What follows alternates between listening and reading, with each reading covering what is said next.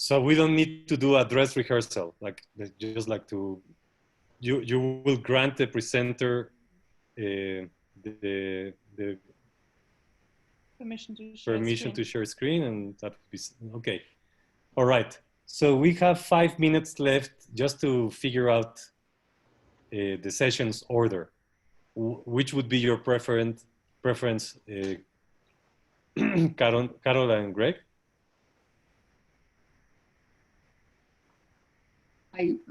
Are you saying who should go first? Yes. That? First, second, and third.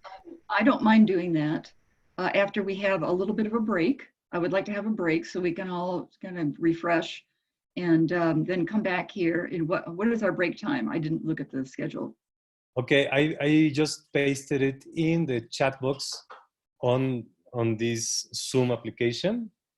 So you could see there that this opening collective session to fix technical issues and discuss this kind of things is 40 minutes. So we have 4 minutes left. Oh, then all right. We have 10 minutes break. Good.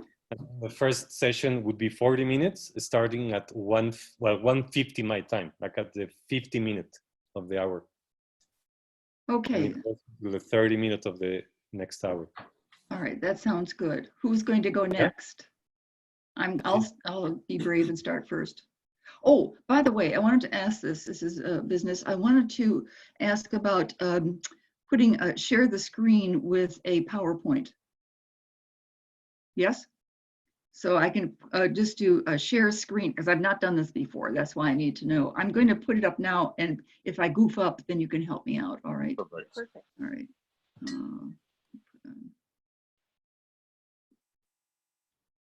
EGAD here.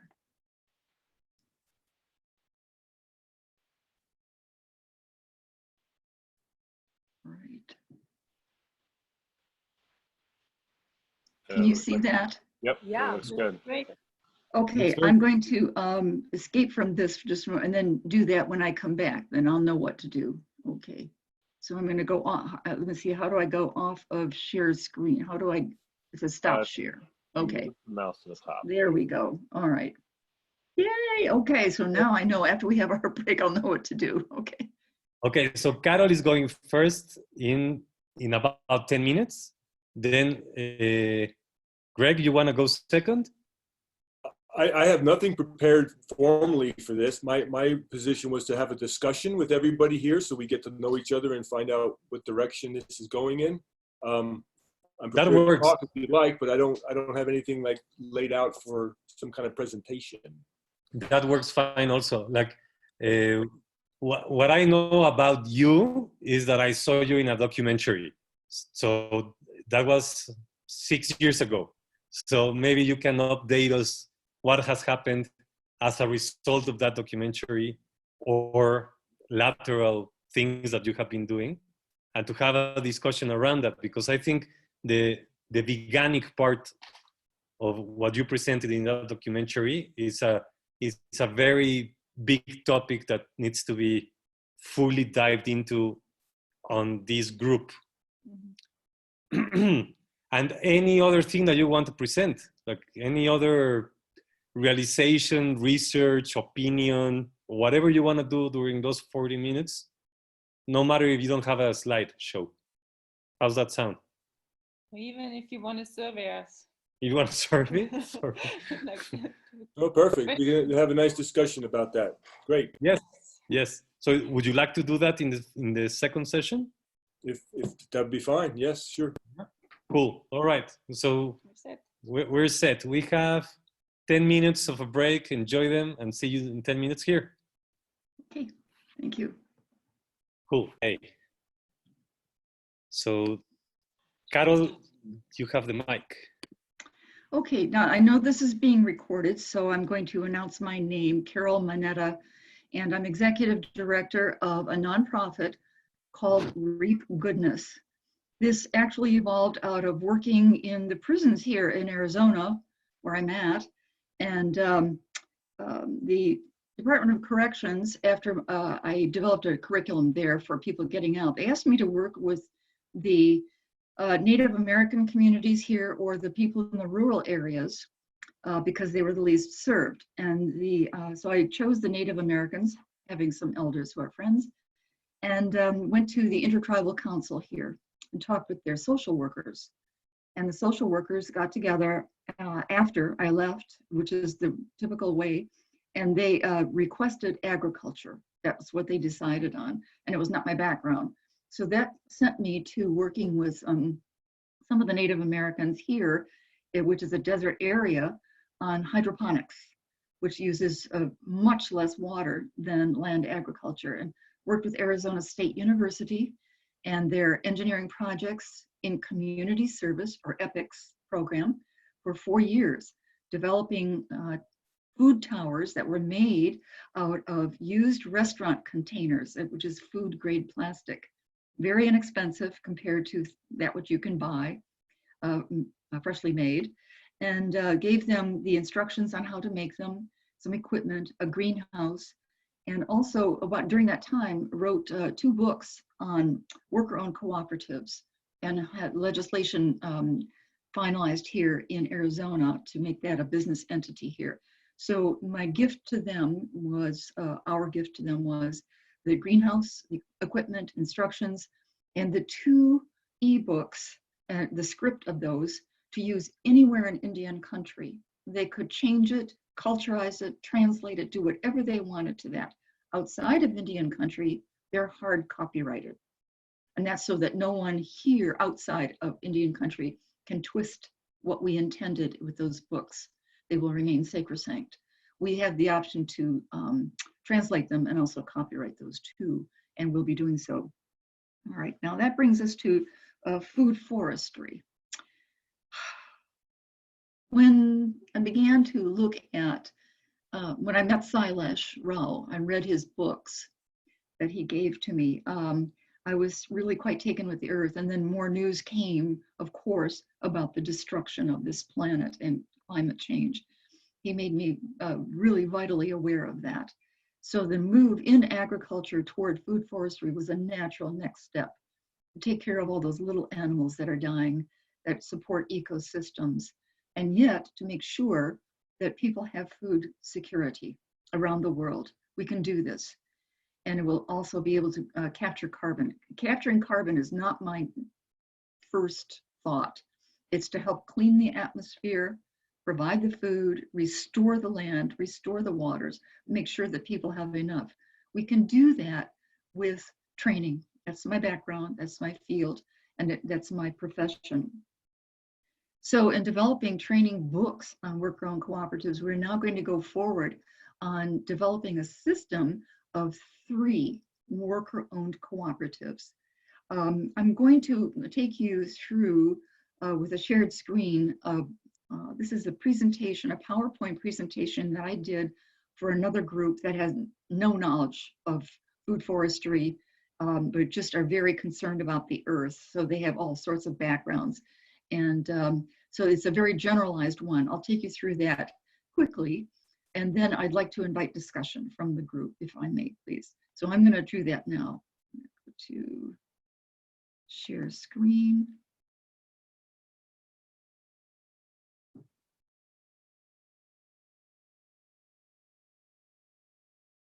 Okay. This is the name of our organization, Reap Goodness, and it's about economic parity. We don't want to leave any of that behind, about food systems, and also about earth health. Now, in the beginning of this, can you all see that? See this? Is anything cut off for you? No, good, all right. The illustration you see here was when we were doing this work on the reservation about the greenhouses to design that for hydroponics. And these 2 drawings are very special to me because they were done by John Robidoux Drury. John was an artist and conceptualist for Walt Disney for 30 years. And he developed the Walt Disney World in Japan. He oversaw that entire thing. He's in retirement and he's here in Arizona. And so he wanted to do these drawings, these concept drawings for us. And on the right of the screen, you'll see how hydroponics done in water and nutrient solutions can provide food. And they can do that. This can happen worldwide. It's being done a great deal in the Netherlands, Japan, and other places where they have very little land. So this is a fallback for what we want to do going forward. So as I worked at one time in the prisons and developed curriculum for those who are getting out, that's where we really started. And the Department of Corrections here in Arizona asked me to work with the Native Americans, and that's why we went there, and they wanted the agriculture. Okay, so today's focus right now, Reap Goodness is really challenging the Earth's degradation, which is happening so fast. I understand that the Earth is degrading or becoming desertifying at the rate, and has been for a long time, to the equivalent of the size of the state of Pennsylvania every year, and has been and is continuing to do so. This is mushrooming. So we don't have any time to waste on that. So what we're going to do is, and we are continuing to, with the worker-owned cooperatives, and we're going to be training some ebooks. We're doing this with a trio of worker-owned cooperatives. The two book covers that you see on the screen right now, one is Worker Cooperative People Skills. That's how to behave with each other, because most people have worked for a boss in some manner or fashion in their life, and or have been a boss. You've owned a business, but typically they've worked for a boss, and they don't know how to come together and work with each other, solve problems, and to also make decisions and elect their supervisors, their leaders. That's very different than what they walked into before. And so they need to know how to do that. And that's what prompted me to write these worker cooperative people skills.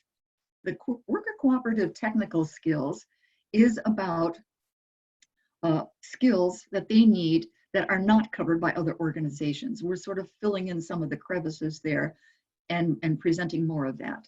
So those are the two. Now, we're going to continue these worker cooperatives where this is the base, this information and other information from other organizations to create this trio. This trio will comprehensively, kind of like the Three Musketeers, as I always say, to begin to capture water in the earth by digging ditches or swales, and we'll look at a little bit about that in the rest of this video, this presentation. And then also developing food forests where we imitate the different levels that exist in forests, but with food plants. And then also to clean up the waters, that which is harmed by farming, especially animal farming, in its ways to feed the animals and then also to maintain and then slaughter them. It's degrading the waterways, and those are all going into our waterways down into the ocean and creating dead zones. So we want to be able to do this in a way that will clean the waters, store rainwaters, and have food security around the world, and to have worker-owned cooperatives who know how to do this, to work with each other or separately as is needed, wherever it is in the world, and to honor each other. All of the things that they've done in food forestry and all these 3 different areas have already been done. There's already training on that. We don't have to do that part, the physical things. It's how they would work together, how they would make these decisions, how they would proceed with those people who are customers. And we'll talk a little bit about that in the further down the road here. So, but we're going to do this in a new way. Okay. I have on here, can you all see the poster? Okay. This is a poster. Okay, this is a poster that it was done by a South African nonprofit, an NGO, non-governmental organization. And the reason they put things into posters is because they're going into villages where there is no electricity. There are no real school buildings. So they go in with these posters that are colorful and very detailed so they can teach from them. And that's what this does. It tells you a little bit about permaculture zones, and there's a difference between permaculture and food forestry, but there are some elements of it here. And what we're intending to do is kind of visible. If you look at the very top of that poster, you'll see a pond. You'll also see wild animals, and they're fenced off from the farm. That's what one of the things we intend to do, is to create water and other plants for animal sanctuaries. So that's basically what they've done here. At the top of that hill at the top, you see, well, first of all, you see a windmill, which is a well, and that can pump that water from underground up to that cistern at the top, which is storing water in case it's needed. That's another thing that we're going to be doing. Just below that, inside the fence, you do see animal agriculture. We will not be addressing animal agriculture at all. If there is a domestic animal sanctuary, those things can be dealt with at the top. There, they have their own water as well. So these different ponds are storage of water as it can fill up during rainy seasons and be there for a time while it's in the dry season. These animals also have clearly grasses and trees that are appropriate for them. That's an important thing to have for animal sanctuaries. Below that, you see a house with solar panels on the roof, both electrical solar panels and hot water solar panel there. This is very, very well thought out. And then you have sheds. There's also a small hoop house, which extends the growing seasons and can be done for initiating seedlings and plantings there. Most of the food that you see in the lower part of this poster is annual cropping. You do see some fruit trees there, and you see some fruit bushes in there. And those are permaculture. Those are every year. That's what's permanent about them. The foods that are annual and must be planted annually, they have designed those that require the most work are the ones closest to the house. Those that require the least work, like down below where you see sunflowers and amaranth and so on, are the ones that need less tending, so the people are not so stressed in what they do. But there's a wide variety of crops here. This is very different than the subsistence farms with mostly monoculture on them, even in Africa. They're trying to imitate what the Europeans who came through there were doing and taught them to do, which was monoculture, or maybe a secondary crop, but they sell it at the markets. Instead, this will take care of the people on that land and much more for a long time to come. And they can gather the seeds for all this wide variety of foods themselves. So they're going around and teaching this permaculture and also annual culture along with it all throughout Africa. It's one of the reasons why we're not focusing on Africa. These folks have it covered. Okay. All right. Now we're going to be guarding Earth by doing this. By the way, there's a third pond down there where you see some, I think it's ducks or geese in there. And so they do have some other animals that they are working with. And they are very, very good at taking care of certain pests like snails and things. If they appear there, they will take care of that. And they will use the eggs, I'm sure, the infertile eggs. They also have in there a beehive on the lower left-hand side there. You can see a little box there. That's a little beehive. So they are taking care of their pollinators. We want to do that too. So the existing Earth is enhanced where they're at. It's food, but at the same time, there's nature there in a variety of forms. And that's what we want to look at in terms of food forestry. The degraded lands, you don't see in this picture degraded lands, but you see some grassy areas. You see the different levels, and there's some palm trees in there and so on. So the land there is becoming very just what we do, food forestry and permaculture. So we're going to do that with cooperatives rather than an individual owner. That's very, very important to us. Okay, as we're going to see some examples, and I hope that the videos do come up and they are shown in the recording. There are two that I have on my hard drive that are shown in here. These are water via rain capture, okay, and directing it, and that's what's you're going to see in the first video. There's also on the lower left-hand side, you see Martin Crawford, who is a food forester in Southwest England, and how water is captured in what we're doing, and it feeds into the food forestry. Okay.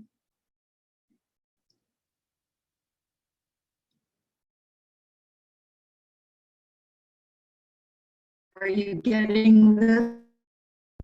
Can you see this video? Okay. We can't hear the sound though. No sound?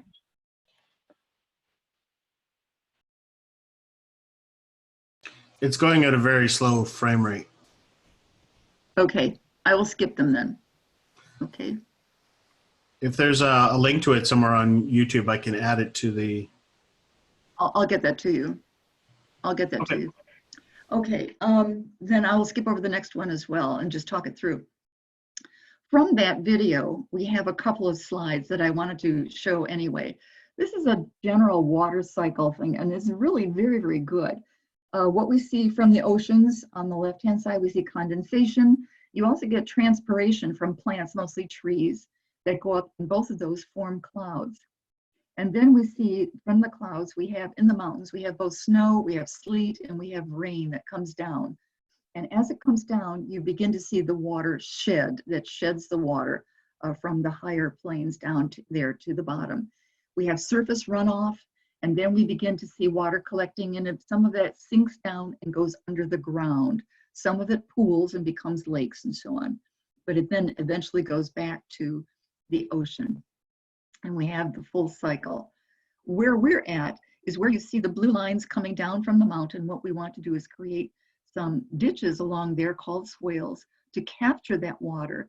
And so it will go into the lower parts of slopes. And you'll see on this land, in this diagram, you don't see much very flat land. It is all on pretty much on slopes, gentle, some are more steep, these slopes. And we want to capture it and put it into the ground before it gets down to the valley. Most farms are in lowlands because that groundwater is there. And worldwide, I'm from Michigan in the US, and they're running out of groundwater. They have the Great Lakes all around them and lots of land lakes. But if you don't own those lakes, as the real estate people do, and they sell homes all around them, then you have to use groundwater. If you're not near a stream or a river, you have to pull it from the ground, and has been for a long time. It's the second largest or most productive state in food production in our nation after California. And they're running out of groundwater in Michigan. So what we need to do is begin to capture more of that water before it goes into the streams, rivers, and keeps on moving out in Michigan's case, in the Great Lakes, and then down the St. Lawrence Seaway to the ocean. So we can do this, and we know how to do this. I'd like you to look on the left-hand side of it where they have the evaporation thing. They have flat ground before you get to the forests. In our country and other countries, near the ocean, they were all forests. The forest transpiration from that right near the ocean, you can see how much of a plus it is for the natural evaporation from the ocean. It's those trees that are right on the shoreline that will push and that condensation back much farther than what you see here, which is often stopped by mountains. As in California, that's the case. In the Rocky Mountains, that's the case, because what's on the other side is desert.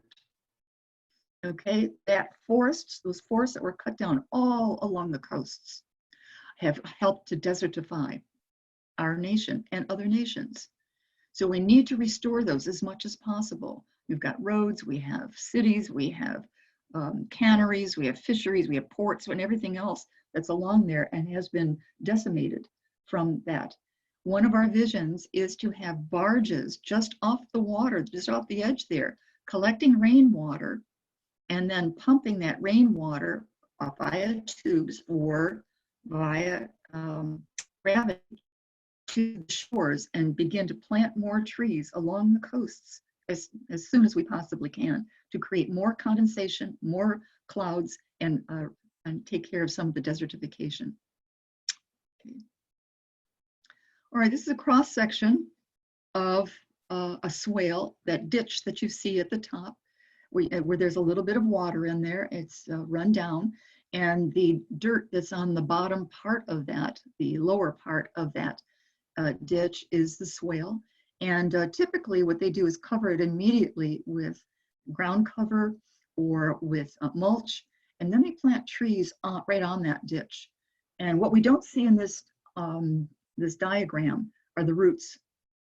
And the roots of those trees go straight down They seek water as far down as they possibly can, and they send the roots down as far as they can so that they can maintain life when it's drier near the surface. And those roots that go farther down are like vacuum cleaners. They pull the water down. So they actually help this water to be stored down there for themselves and others. Okay, so what we see here, the water being stored, and you can see how massive that is. It's much larger than you can store in tanks.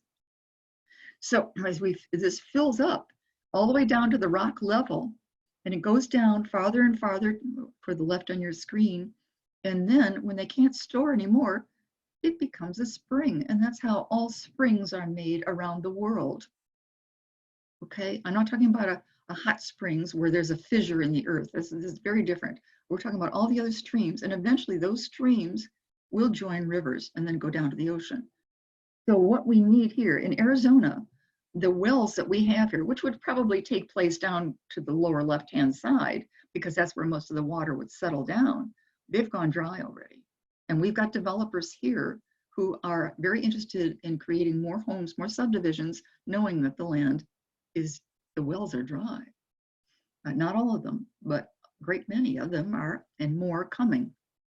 Okay, so this is what we want to do, is to create as many of these swales, and you can have more than one on a slope, depending on how steep it is, and have this filled all up. Imagine the strength of the trees to resist forest fires, because they're not crackly dry, and they're not subject to insects that will bore through the weakened trees that are that don't have enough water. That's a great problem here in Arizona and other places too. So we will strengthen the trees, and we will strengthen the food forests by capturing this. Okay, this one is a video I'll show you later. It's the next one. Okay, how these cooperative sets are going to work. First, we have to develop the training books, and I have the outlines of all of them. The overall training that all of them will see, and probably the public will see, is going to be done in virtual reality, because it's so spatial and changing. And we have some precedents for that, done by a forester in Canada, in Quebec, southern Quebec, just above the New York state line, Stephen Sobkowiak, and his son. And they've developed something in three-dimensional circular videos, pictures, and we want to follow their formula. Very good. Now, we want to start, and we're going to start with students from several agricultural universities from across the nation, and have them come together and step into the role of worker-owned cooperatives and go through all the planning processes. They will have books, they will have cooperative books, and they will know all about what we're doing here, and they will have the outlines and the drafts of the e-books that would support them. But they have to make the decisions together, and they're going to have to learn how to communicate with each other and about each other in a healthy way, so they can function separately or together as a tour de force. And they'll learn how to do that. And they will gather all the baseline data when they arrive on land that's been offered to us in southern Arizona. And then the changing data from the social data, the physical data, if there's water that's to be gained over the course of this, and there will be, they will be measuring all that too. All these measurements they will take as universities can do. Okay, after their successes, and they donate all of their suggestions, and there will be many of them that we will pay attention to, we'll develop the second phase, which is an actual set of cooperatives. And that's where the economic system will come in. We're going to look to towns and small cities that are desertified around them, and the land is degraded. Land is from monoculture, animal culture, and agriculture, and also just from plain desertification because there's drought. So we will work with them at first. From that point on, we're going to journey to 4 continents. We're going to go to North America, US, South America, Europe, and Asia. And in Asia, we're going to do China. And with the US and China in kind of a tense situation in terms of trade, we want to ease those tensions. And they're also very highly populous countries, developed enough that they would be able to pay attention and do this work and make it go forward with support. So that will be about that's a 5-year plan. Okay. Okay, now we were asking you to tell other people. Apparently this was done in front of a general audience. We wanted others to do that. We want everybody to watch our progress. And anybody who's watching this video, we would like for you to do that as well. And to volunteer. We don't need volunteers that are close to where we are. We're doing everything just as we are on this Zoom video over great distances. So we would like to have that. The first volunteer group, we're doing everything outside of the box. The first volunteer group is going to form a group, and then we're going to have them act like a worker-owned cooperative. This is not going to be the old methods of having cooperative groups and a leader that is assigned, and then they bring in volunteers and train them. It's not going to be that way. They're going to function as equals. We need to go forward with that as a means of making decisions worldwide. So the first volunteer that comes in is going to recruit and then form the group and let them know that they're going to function as worker-owned cooperatives. The second volunteer is going to also recruit, but act like a substitute teacher. And so if somebody has to leave, they'll step into their place and so on. This is how worker-owned cooperatives work. If somebody has to go on sick leave for 2 weeks, the others step in because they know their job and they know how to support the ongoing business in their absence. Or if somebody has to leave, let's say a spouse takes a job in another city, they have to leave, so somebody has to fill in, and that's exactly how these volunteers will do this for each other. Okay, and they will all report not to the executive director, but the board of directors. This is for tomorrow's children. We're going to have these food forests, and all that we're doing with the waters are going to provide cleaner air. We now know that we are ingesting, mostly by breathing, the equivalent of a credit card's worth of plastic every week. The rest of it's in touch with our food and our water. So we have to have cleaner air. We've produced 80,000 chemicals in the United States, and only a small handful of those have ever been tested for the environment or human health. So we have to clean things up. Now, we're going to go after desert landscapes, obviously, because we're desertifying. I have my eye on the Sahara. That's a long-range plan. And we also have to clean the waters. We're mitigating disease worldwide when we do that. We know of some of the microbes that clean water. I tested them over 2 years' time. They were developed in Japan, and we're going to be using them not only in the food forest, but in the water. And then once we bring back the little ones, the little animals from ants all the way up to birds and small mammal or rodents and so on, their microbiome is so pure that it cleans waters. Those microbes are fantastic. They come from the soil, and that's what they do. So we want to do that to mitigate the diseases around the world. Now, food forestry is going to become the norm. We know that. It's already a system that is embraced by people worldwide in small pockets. But with this video and others to come, and others that are already existing, it's going to be a normal form of food production. It takes much less labor. And I wanted to go into just a little bit about this, about monoculture. The amount of fertilizer that's needed in a forest is 0. It takes care of itself. You get droppings from animals and you have degradation of leaves and so on into compost. It takes care of itself. The foods that grow on trees will take a little bit more because they are fruiting. And that's all right. We know what kind of inputs to put in that are organic. And those that are of vegetables, more. Monoculture requires many times the fertilizers and inputs that the food forest needs. And it's those that ruin the waters when rain takes those inputs into the water. When we've developed vegetables and fruits that are grown into monoculture, requiring all these massive amounts of fertilizer, and the food that they produce, the plants they produce, are filled with these higher amounts of nutrients. And so the insects are saying, Yahoo! We've got dinner's here. And so they go after them, and then they put on all the pesticides to kill them in order to keep the food. So having this as a new system just makes the most sense from so many different ways. And people will understand it when they walk into one and can eat everything that's around them and be astounded. And there are enough people doing that in the food forest that exists that this is going to go forward very, very quickly. Okay, I just talked about the plastics. Please, when you buy food, buy them in the open bins, not those that are encased in plastic containers if you can. And drink water from glass, okay, or clay-based, stainless steel only. And reduce or eliminate all animal products from your diet and lifestyle. And I ask that people live simply. Okay, and what you do today will have a ripple effect for your children and grandchildren if you're my age. All news in the future is going to be improvement-based, not harm-based. That's mostly what we see on the news today. It's going to be improvement-based, and the earth will rebound, and us too.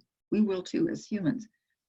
So we'll be ready to help new planets with our experience. We're going into space. We've got, I don't know, 2 commercial space companies that we know of, plus who's head of Amazon? The guy, Jeff Bezos.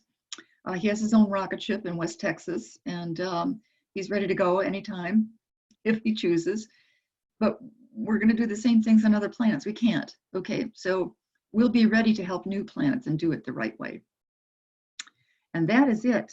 Okay, so I'm going to go into stop share and ask you to ask me anything you want, and I'll try and answer you with clarity. Thank you for that, Carol. I have a question regarding one of the last steps in your 5-year plans. When you say that you first form the cooperatives with students in universities and then go out into 4 continents. Like, what is the criteria, at least as an idea, to select the locations for spreading out to these 4 continents? We want to take that from the university students.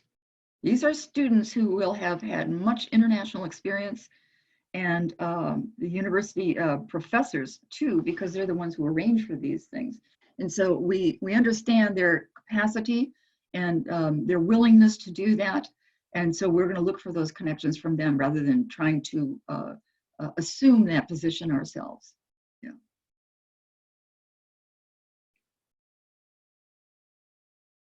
Thank you. Okay. This is a group that already knows a lot about food forestry, so there may or may not be that many questions about it, but I invite any of them, please. I'm curious about swales in particular, and whether there's any, are there limitations on, you said there could be multiple swales, and I don't know much about this subject, so are they used, is this in addition to irrigation, or is there irrigation that is based off of the swale, or does the swale irrigate itself? I guess I'm curious how that works. The swales are ditches, and they can be designed so that you have a pond on the end of it.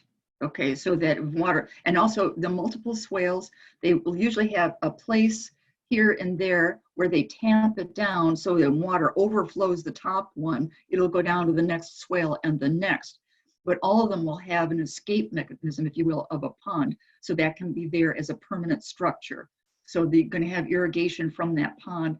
And also the swales themselves, yes, are irrigators because trees are planted on the lower lip, if you will, of the swale, and then other things from there. So it's both.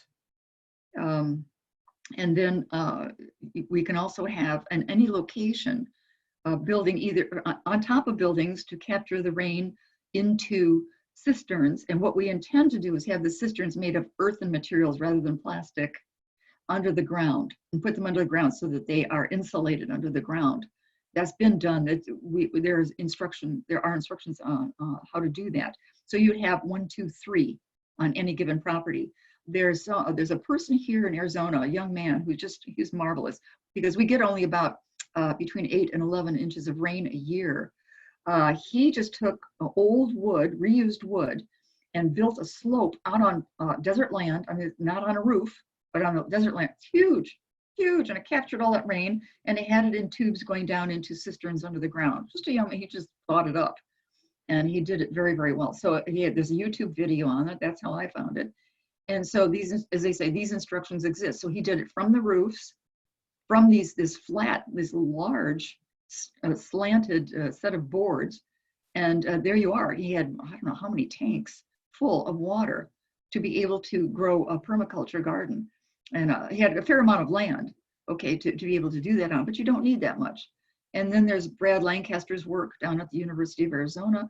He did this with his brother in a house that was originally condemned.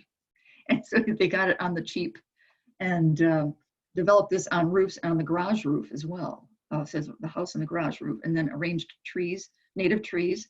And then they extended their curb, which was, everything they did was illegal at the time. And they cut the curb. They cut the curbs where the water flowed down in the street and just went down into a sewer. Instead, it went this way into where the trees were.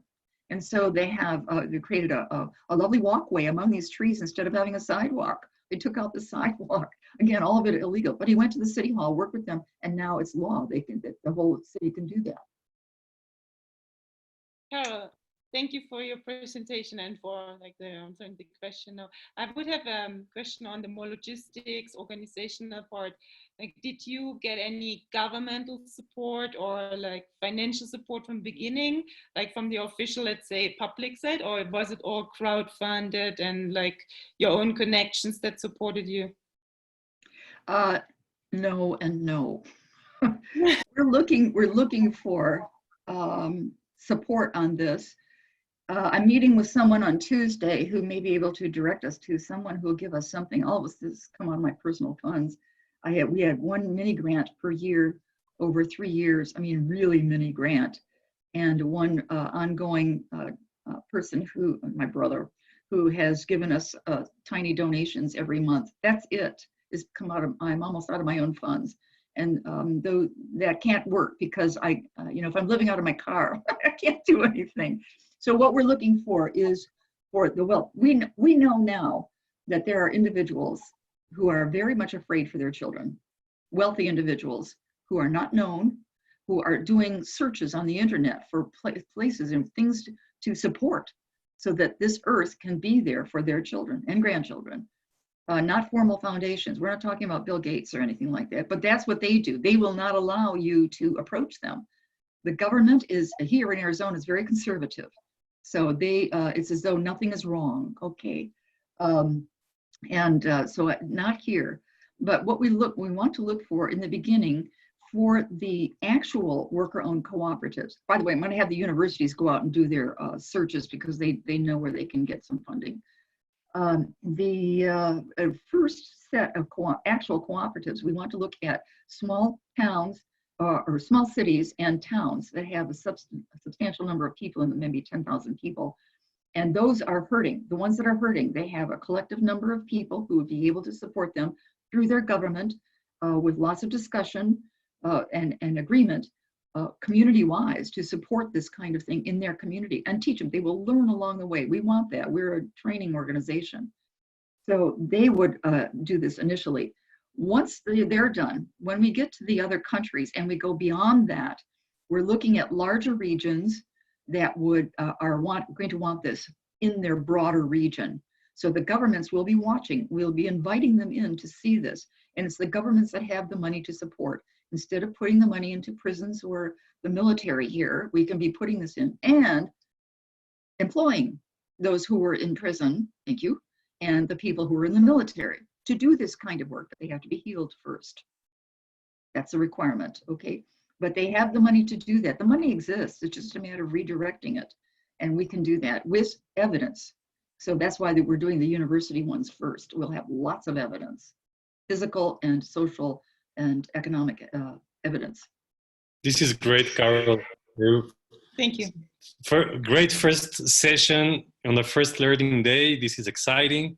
And if you feel that there's something else to add, or we can go to get the 10-minute break before Greg's session. Okay. See you in 10 minutes, everybody. Thank you. Applause. All right. So we're ready for session number 2.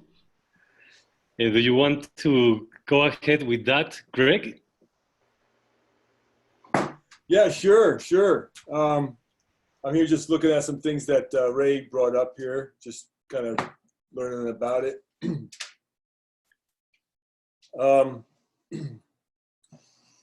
There's just two, I don't have anything reserved, but I just want us to discuss like 2 concepts here. And the concepts that I'm struggling with here, well, let me back up a second. So I work at the university, Colorado State University, which is a fairly active agricultural university. They're not as big as MSU for sure, and they're not as big as Davis and places like that, but they like to think that they're really important. And we were just recently at what they call the Ag Experiment Station meeting, and the details are not that important about what experiment station is, but basically it was a convergence of all of the agricultural managers for these research stations around Colorado. There's 9 of them. And the whole university, you know, you can call it MU-U. That's general what they call most of the Western universities here. They're all into animal agriculture. And they were presenting some of the initiatives that the head of the College of Agriculture has developed over the last couple of years.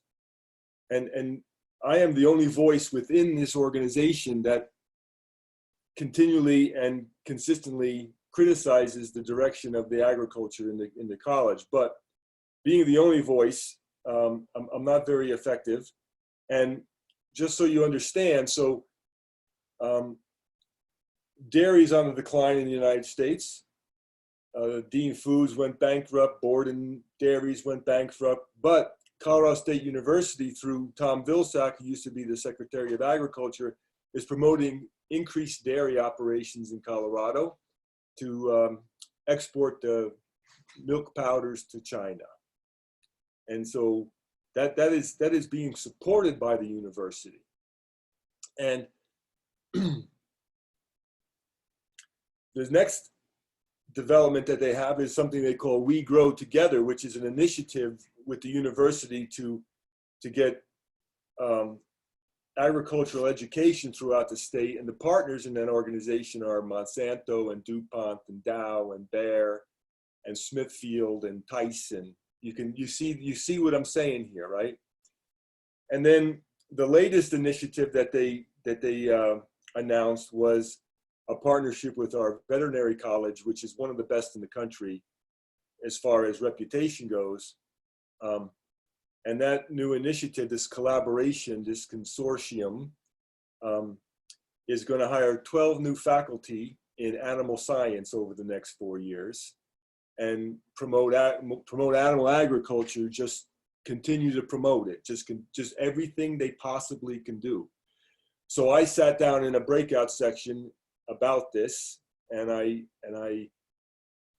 started out by trying to very diplomatically explain how this is contradiction to everything the IPCC says and other scientists around the world, how we need to move away from animal agriculture. And what I encountered was climate denialism at the university level. So the people who were managing the research stations were basically denying any impact of animal agriculture on climate change. It's hard to realize. It's hard to sit in this stuff. It's hard to step away from our bubble and understand what is happening in the world around us. But it depresses me. It's turning me into a neurotic mess most of the time. But I deal with it daily, and so that's a really negative way to lay things out. But I'm excited about Carol's work. I am excited about anyone doing anything promote like veganic agriculture, food forest, permaculture, organic, put any name you want on it, restorative agriculture, you know, they have all kinds of names, right? And anyone doing anything in that world is a positive step forward, and I support it all, because the diversity of it means that maybe some of it will take hold, right? That's, you know, if we just have one vision of what we want and it doesn't work, then we're kind of screwed. So, but what I have seen is that there's these two things that are really important, and one of them is something that I have never spoke about. Someone else coined the term. I can't remember who it was, but it's intuitive, and that is that we need an agricultural system that is sufficient, right? The word sufficient is really important, because what it says is that we're not trying to just make millions, or we're not trying to just commandeer all the land in the world just for everything we want. We're not taking more than we need. Okay, though sufficiency for 9 billion people is a pretty big number, right? That's a lot of land. It's a lot of food, right? And so when you talk about sufficiency on the personal level, you think, well, that's pretty easy. But then you take it to the next. So you don't buy blueberries from Chile in December in Colorado, right? That's sufficiency. You don't do that. You eat your beautiful squash that you stored from the fall, and maybe you have some good apples in the freezer, and maybe some in some cold storage, and that's what you do. But that's not what everyone else is doing. So the second aspect of the sufficiency that kind of goes back and forth is that since people aren't being sufficient, and because we have 9 billion people on the planet and everyone wants to have a dinner, you have to have efficiency, right? And there's this trade-off there, sufficiency and efficiency. So the idea of these food forests, and it'll produce just enough food for what we need if we don't take too much. And then the flip side of that is that we need to be a little bit more intensive, and we be more efficient. Okay, and I want you guys to feed in on this. You can interrupt me at any time. So I have, over the years, watching this and researching it and actively working within the university, have come to the conclusion that right now the idea is to become more efficient, work on the sufficient aspect of it, because that's more cultural, and have all kinds of different things happening in that direction. And that it's important for us to just work on efficiency. And that efficiency needs to start at the bigger levels of agriculture, because scale is really important here. So you can start at the garden scale, and Carol talks about starting with a couple small seeds. That's beautiful stuff. That's fantastic, and that's small scale. In the U.S., anything under 400 acres is considered a small farm. You're not a farm in the United States unless you have 400 acres by the United States, by their definition. So when I talk about small scale, I'm talking about gardens and urban agriculture and small cities and small forest gardens. And that's great stuff, because it brings people close to the earth, and it gets people to think about sufficiency. It's not a very efficient way to do agriculture. And then you go to the medium scale, which is peri-urban, which is like, farms that are surrounding cities that have short market channels and systems that work pretty efficiently. And then you go to large, which is just, from Colorado to the Mississippi River, which is just nothing but agriculture, right? So, think about all these things in scale. It's hard to imagine food forests starting out and filling up the Great Plains. First of all, it's grassland. It shouldn't be trees too much. It's grassland. And so, but it works great east of the Mississippi all the way to the Atlantic Ocean, which is a huge area. I mean, you got to think about these levels of scale. They're insane. They're hard to get your heads around. And so I'll just kind of end that kind of introduction there, because what I see based on the scale is that there are just there's two pathways. One is this like food forest permaculture idea, which has a very personal scale, right? People come together and do these things. And then the other scale is actually the work that's being done by the Good Food Institute and the Ethan Browns and the Pat Browns of the world to try to just change everything and turn everything into veganic only because we're eating Impossible burgers instead of hamburgers.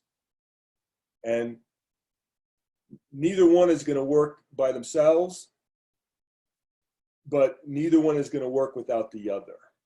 I just don't see it happening. So if you think of why I've come that way is that, you know, everyone talks about organic, veganic, organic, fantastic, organic. It's changing the world. Organic agriculture all of organic agriculture is less than 1% of US agriculture. And that's after 40 years of incredible work by the organic farming associations, right? There's so many institutes, they've been promoting it for decades and decades, since the 60s, since the 50s it's been going on, right? And it got entrenched, is it codified in the USDA? There's actually research money for organic agriculture. There's all this happening, and it's less than 1% of agriculture in the United States. And it's really hard to believe that, right? It's like, we don't think about that. We think, well, there's organic food all over the farm. We're seeing it. That guy farms down the street. It's fantastic. That's less than 1% after all this work. And that's because, and we even have an organically certified research station that I manage here.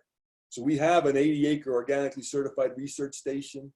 We have an 80-acre row crop research station, and we have an 80-acre tree fruit research station, tree fruit and vegetables. We have all three of them right here.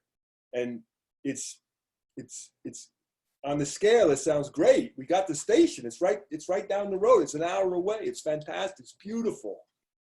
But they don't amount. It doesn't amount to anything when you think about the context of the scale that we're dealing with. So please, let's discuss this. Let's talk about this. Anyone who wants to chip in here a little bit and turn this into a discussion versus my own little rant kind of thing? May I? Great. Colorado State University is one of the ones we want to approach. So I need to talk with you offline. Do not waste your time. No, I want to talk with you offline. Okay, and sure. Encourage you, okay? Yeah. Because you will be coming in with not just me, okay? It will be with others. Michigan State University is another one. I'm from Michigan. And of course, that's one of the granddaddies of the agricultural universities. And UC Davis is another. You mentioned both. Mm-hmm. But I want you to be encouraged. I want you to be encouraged because we cannot, what's the alternative? Okay.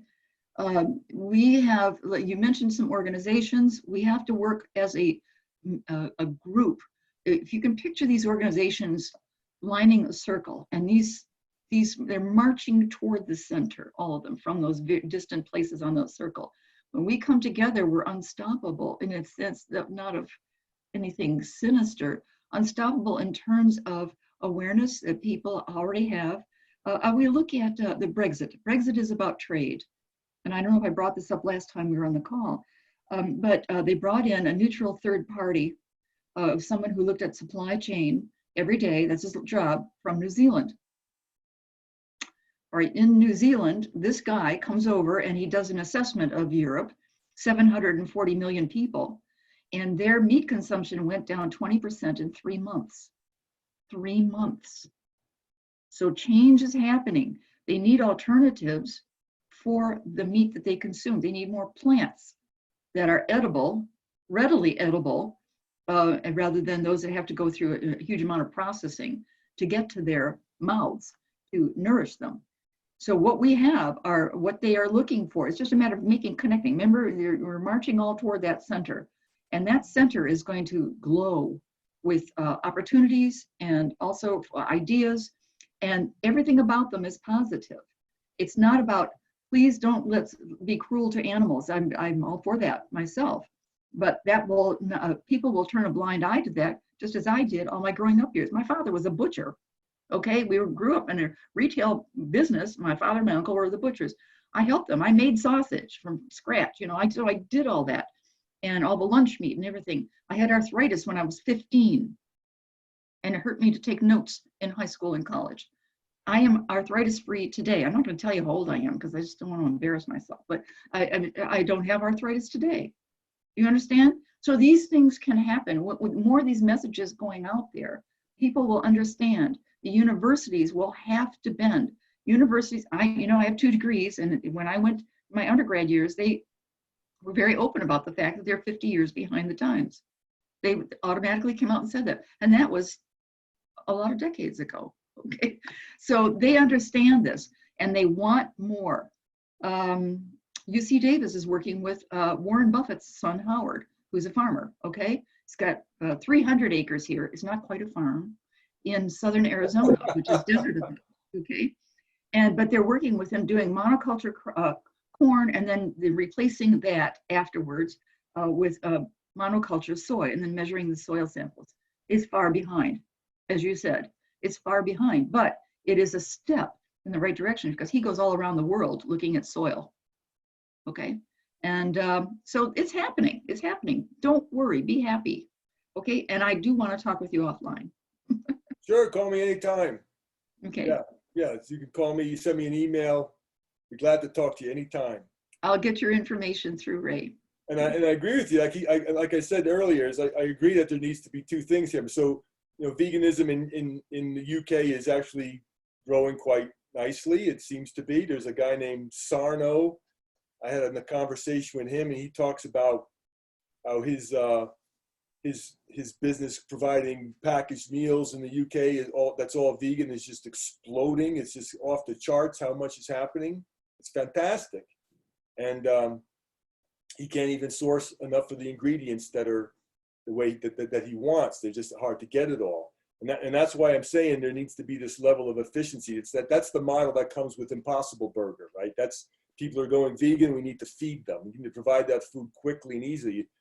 It's that simple. You can make a hamburger, you can make an Impossible Burger. There's no change in the market channel or the distribution system. It's pea protein, just process it differently, right? It's efficient. It saves a lot of resources.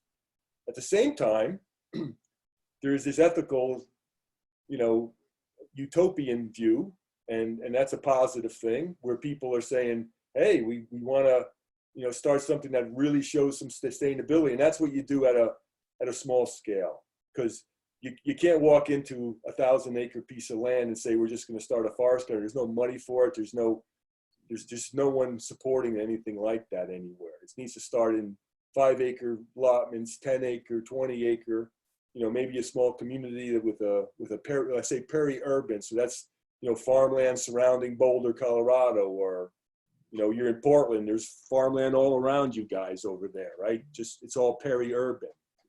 And then if you go around the world, you're down in Mexico, there's a lot of subsistence farming, there's a lot of small scale stuff, but there's also a lot of large scale farming in Mexico.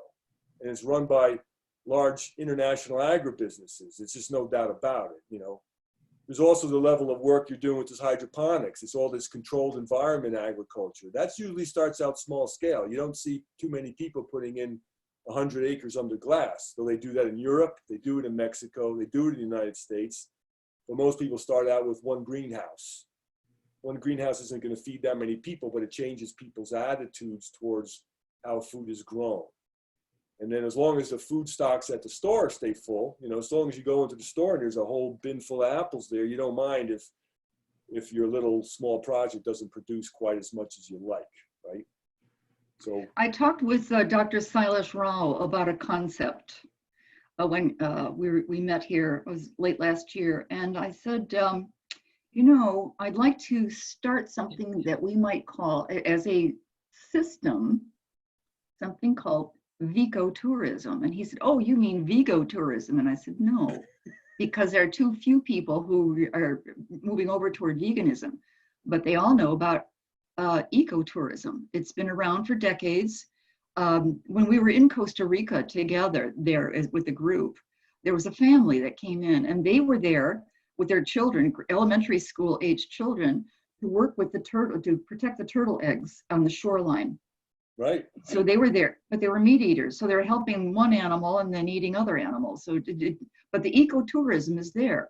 So if we add the concept, and I looked it up, the term does not exist, but we can coin it as ecotourism, okay, to piggyback on what people are already interested in. Just like you said, it's a system change where they're doing already what they want to do, but this is a little bit different edge to it, and then the edge will get larger and larger as a proportion, and then it'll become a household word in time. But we have to start somewhere, and we can. We have so many opportunities, and that Veco-tourism is something I want to attach to our work that's going to happen with the universities. So we'll just, you know, kind of stick it in there, see if we can get away with it. No, I understand that. I understand that. It's, again, that's the scale. That's the small scale where you're talking directly with people. It's a very different world. So take an example. You guys are up in Oregon. Let's talk about Oregon. Get you guys in the mix here. You guys got some of the best cherries in the whole world just east of you guys up in Head River, right? Oh my God, they are delicious cherries. Got the Mid-Columbia Research Station there. There used to be a really top-notch, world-class faculty member there named Todd Einhorn. He left. He went to MSU. He's there now, and he's working in Spain actually, and in Italy a lot. He does a lot of international collaboration in Spain and Italy. And most of the cherry orchards are veganic. Most of the pears grown in Oregon are veganic because you have this really nice system where you can get the fertility you need right there on the orchard just by cycling branch wood and things like that. So you got to understand this idea. People had a problem with monoculture, but when you got a cherry orchard, you need a monoculture because to provide a bag of cherries to somebody sitting in a house in Portland takes a lot of work. And you're not going to do that with a couple of trees that are not highly productive. You want to maximize everything that's happening there so that you can economically justify growing cherries and getting them to Portland for $3 or $4 a pound. That's hard work, right? So you train your trees in a special way that maximize light interception, and then you irrigate optimally, and you grow fertility right there on site. And then it turns out that if you give them the rest of the fertilizer they need through their leaves, foliar application, you can just use the least amount of nutrients that you need the most efficiently. Now, if you're an organic orchard, you're dumping a lot of manure on the ground, and that's inefficient because half that manure off gases that nitrous oxide. Some of it goes into the ground. Yes, it's a nice system. It works well, but you got to haul the manure in. It's a lot of work. It takes a lot of energy to drive it around. And so what these growers have found in the conventional systems is that they could reduce their costs, reduce their inputs, and those synthetic or conventional fertilizers, which are synthetic because they come from natural gas, I believe, and I know, I don't believe, I know, are actually have a less carbon footprint than the manures do, right? So organic versus conventional has lower lower carbon footprint. Veganic versus conventional could be even better, but we're not there yet. We can't generate all the fertility on site. Some of it has to be brought in. And so you take this 60 acre, let's say a 60 acre cherry combination pear farm, and they've got all the equipment necessary to prune and to harvest and distribute and store the fruit and pack it and all that kind of stuff. And it's a pretty nice operation. And these guys are marginally successful. They make a modest living, and that modest living means that they might net to their bank account, $50,000 to $60,000 a year. That's their disposable income at the end. That's pretty good. Most people in Portland are probably making a lot more than that in high tech. So farmers are at a disadvantage. They want to make as much as the guy in Portland who's sitting in front of a computer and pulling down, you know, 6 figures, you know, 120, 150,000, and not doing that much work, but eating those same cherries, right? And so they're constantly trying to optimize these systems. They want to reduce their inputs. They want to maximize their outputs. They want to get that net number as high as they can. And Carol talks beautifully about these cooperatives. The worker cooperative is like, that's the utopia. But what they've done in Oregon is they work with the Washington Tree Fruit Growers Associations, which is a huge cooperative.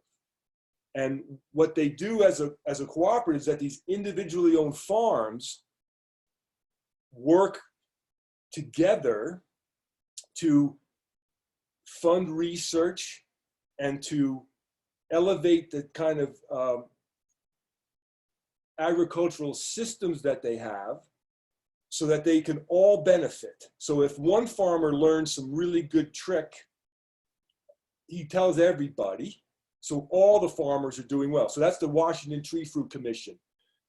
It also means that you have to maintain a high quality cherry.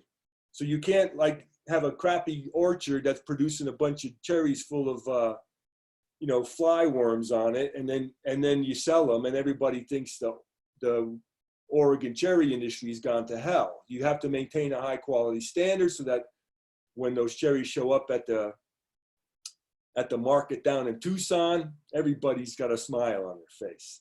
So you have these systems in place. You have these cooperatives. You have these believe it or not, in many cases, vegan conventional orchards out there at a large scale, but they're all individually operated and managed and organized like that.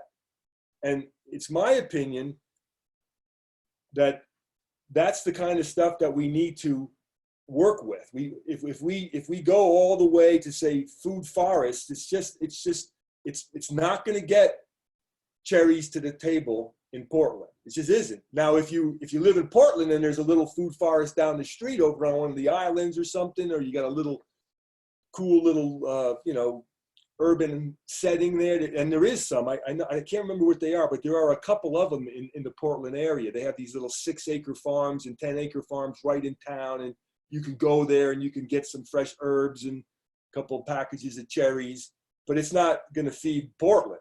There's freaking 1.5 million people there, and that doesn't even include Seattle, and then go south into, you know, 7 million people in the Bay Area, and you know, you got to get some cherries up to Ray because he likes cherries in the spring. So I got to go to Toronto, and so I'm of the opinion that that's where there's some benefit in trying to convince people not to use animals in those systems.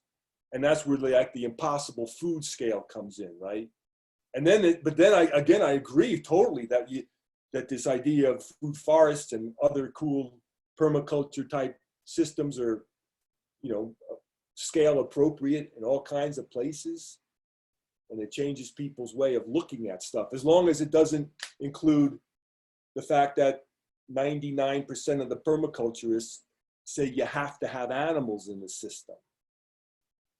Because then we're going nowhere. We're trying to ally with the permaculturists, but they don't give a shit about vegan stuff because they're killing the animals right there on the farm. That's what they do. That's what Bill Mollison does. He used to hold permaculture classes and then bring a sheep to class that you had to kill. And then the vegans took over and started like rescuing the sheep, and it gets all kind of crazy. So there is a solution to that as well, and this is a tough one. So I want to throw this other layer in there. There's a group of people called the Ranchers Advocacy Program.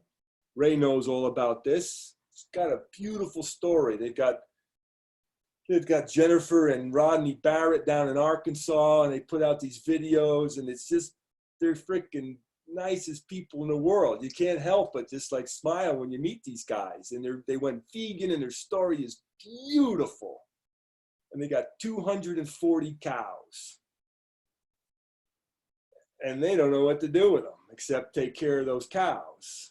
And they have 150 acres of land, and those cows probably need in Arkansas, depending on the year, probably need about 400 to 500 acres of pasture, probably a little more even, maybe 600-700 acres if you want to really do it sustainably. So they got to haul in hay, and they got to haul in, and then they got a veterinary care, and they've got, oh my God, it's nonstop. They got to fix fences, and they got to keep wildlife out, and they got to keep the cows separated because some of them are still intact, and they've got to manage these cows all the time, because no one thought about the idea. You know, the world was Howard Lyman. He was the cow guy who went vegan, right? Everyone knows Howard Lyman. That's the guy. His vision was that first we'll stop breeding the animals, and then eventually they'll eat the ones that left, and then we'll have no more animals to worry about, and then we can get on to business of reforesting and things like that. Well, what he didn't figure out was that someone might say, hey, I don't want to kill these cows. I love them now, and I've changed my ethics, and now I need help to keep 240 cows alive for the rest of their lives. And it's like, but wait a minute, you only have 150 acres, and that might hold 30 cows. And so what are we going to do with the other 210? Well, we'll just use all your resources. We'll just take all the resources that the world has, and we'll just funnel it into driving hay in here and feeding the cows, because we don't want to kill them. It's not going to work. It will work.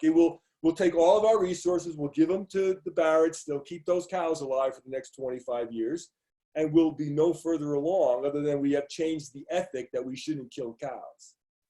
So there's another model to that, and I presented it to them, but no one likes it. There's a place called the Southern Plains Land Trust, which is rewilding land.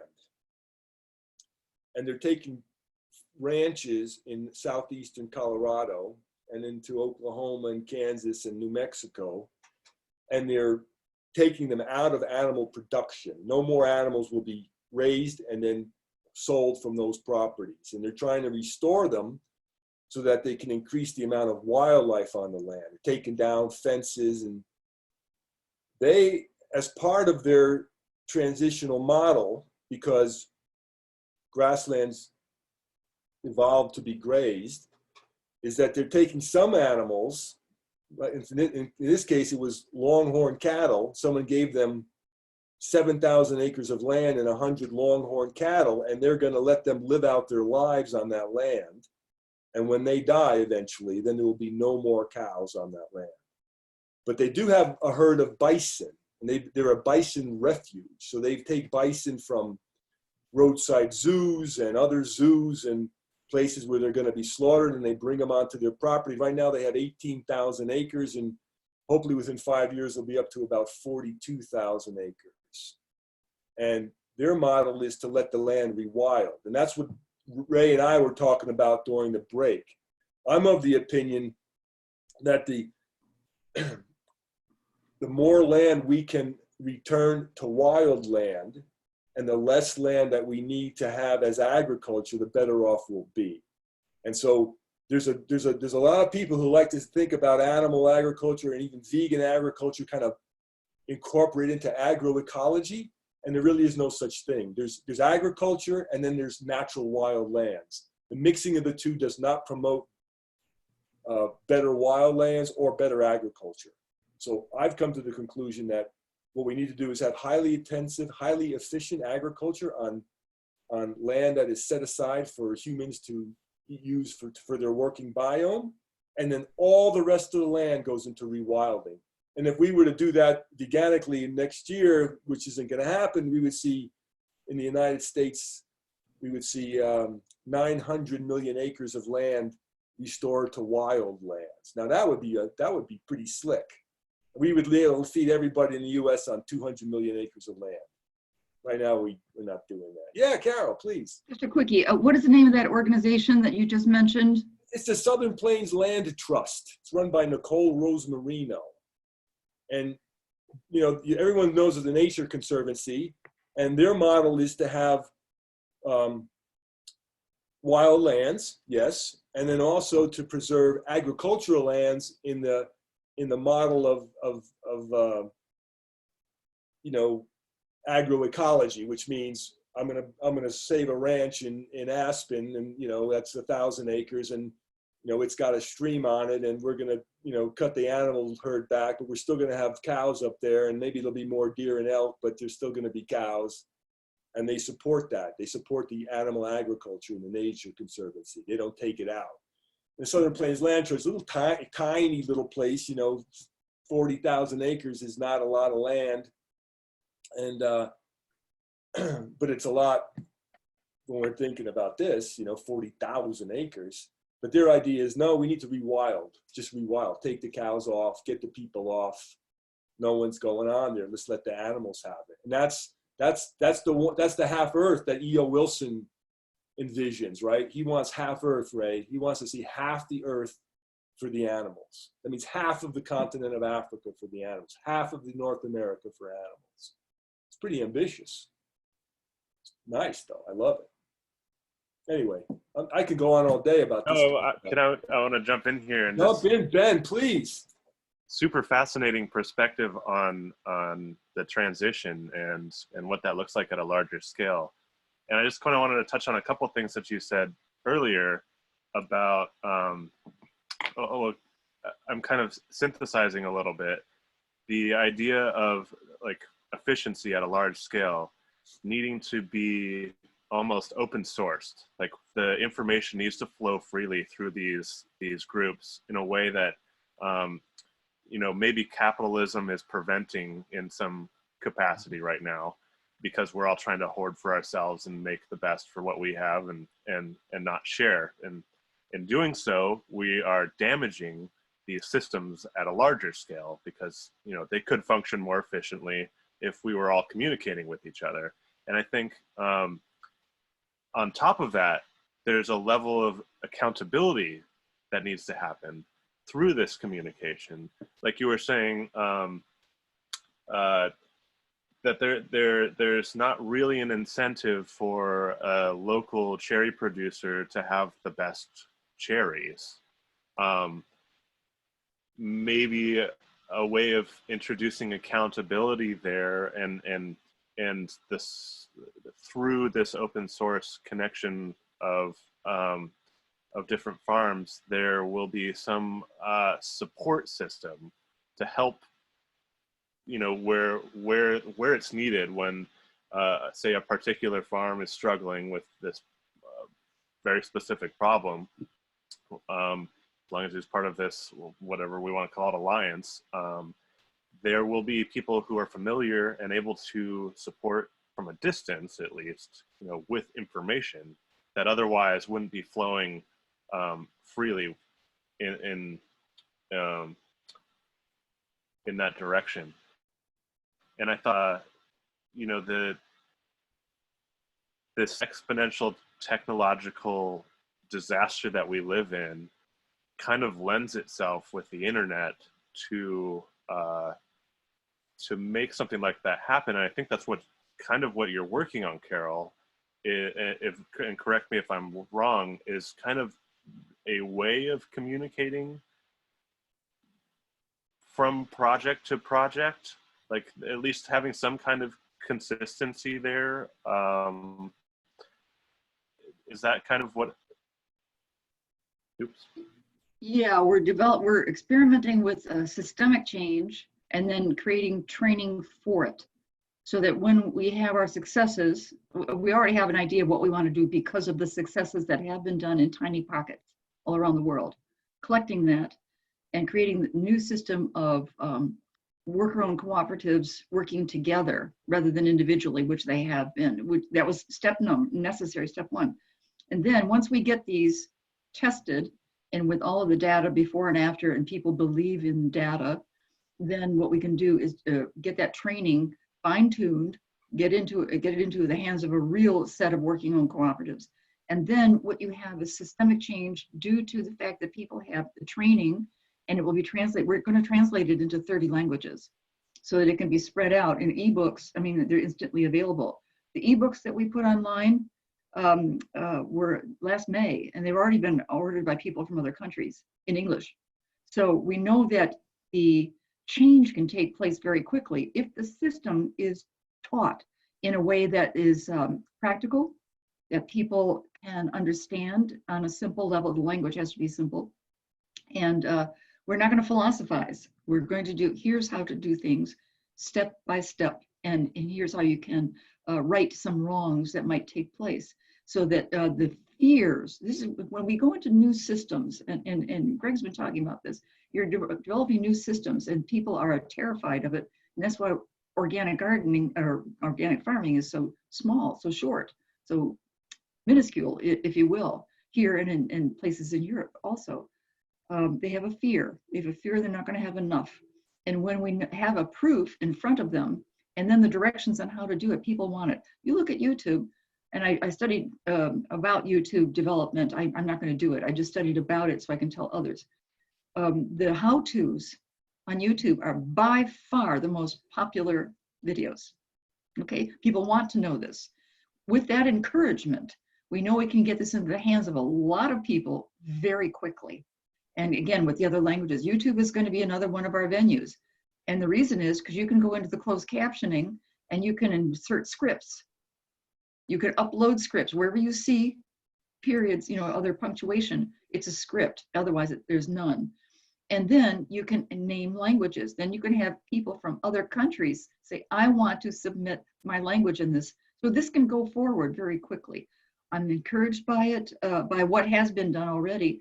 And we can do this systemically, quickly.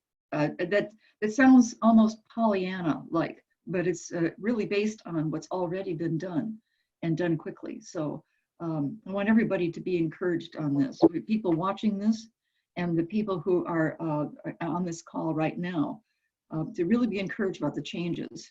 And Greg, I'm gonna pump you up, and when we have our conversations. Thank you so much. The break, maybe we can do it shorter. So let's meet back in 7 minutes. How does that sound? Like everybody can make it? Yeah? Okay, and a favor on our part is to please download on this link the presentation, because it seems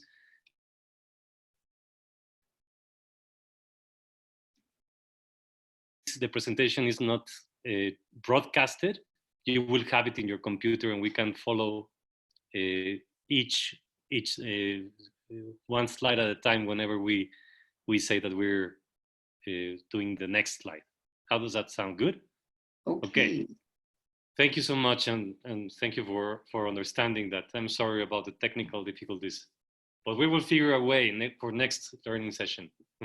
Okay, see you guys in 6 minutes. Okay.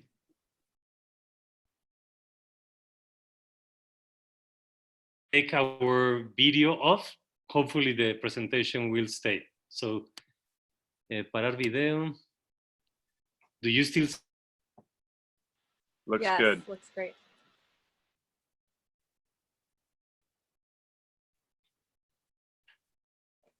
Do you see the presentation? Yes? Ah, okay, I do, great. yes. Okay, thank you. Okay, so don't focus on the big text, just on the numbers. For a number of reasons, we're only eating out of 3 plants in the world, more than half of our calories and proteins. And yet we have like 400,000 plants available. The UN Biodiversity agrees with this. In the UK, for example, they're growing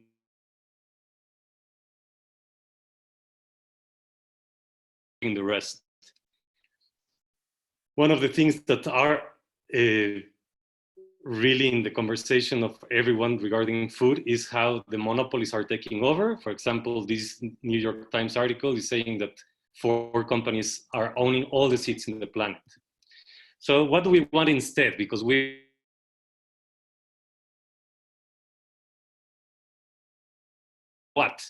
so this is a graphic to illustrate that. So you have the presentations with you. We're gonna just like click to the next. So you have it right there, no? Like what free of means.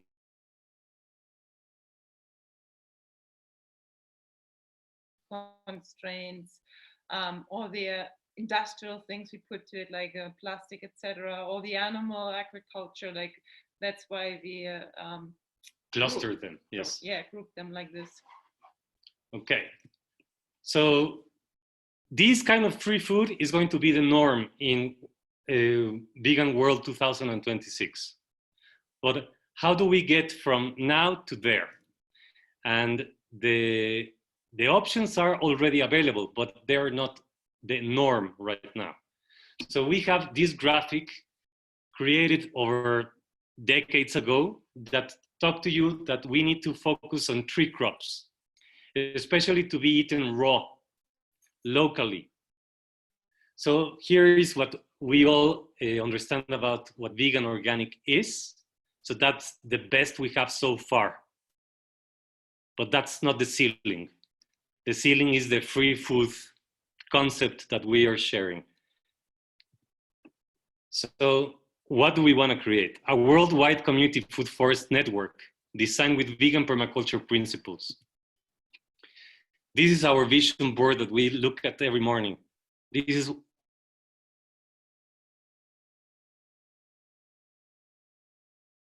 homes. So to get free food, we need to be living in a thriving community food forest.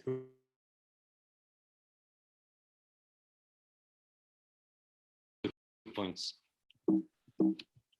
Jorge, sorry to interrupt. Can we do a quick poll to see if Jorge's audio is working? It was cutting out. Cutting out. My audio is cutting out? Yes. Yep. Okay. Sorry about that.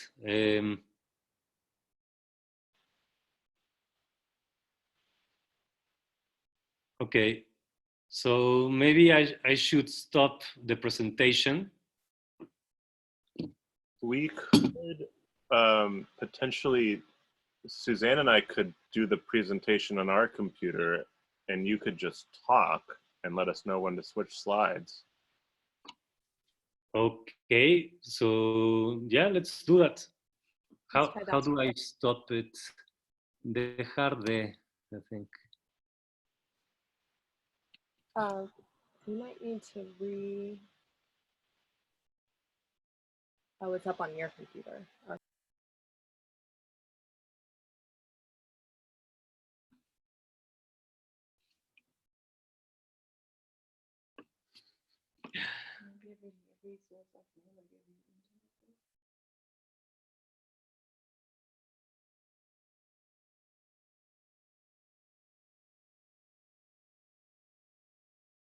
Okay. We're still going to leave our video off to try to have a clearer audio.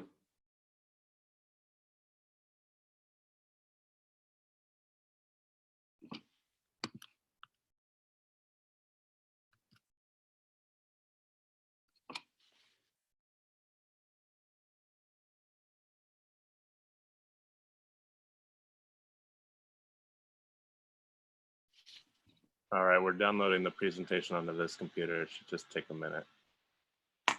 All right, thank you for doing this, guys. Teamwork.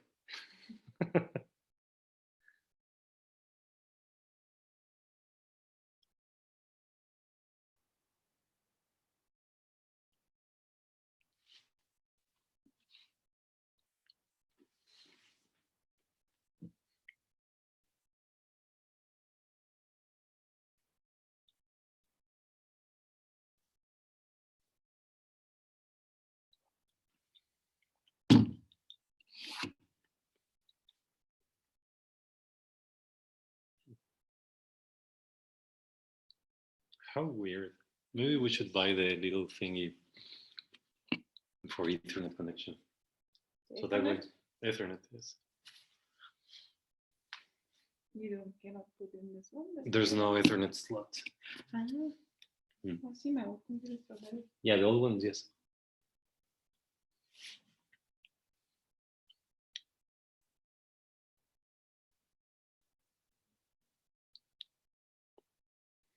Okay, I see that it's almost there.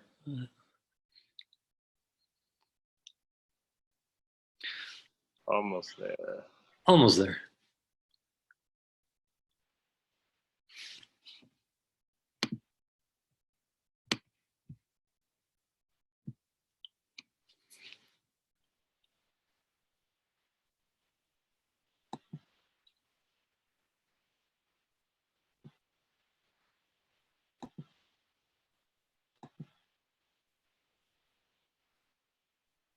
Can That's everyone- great.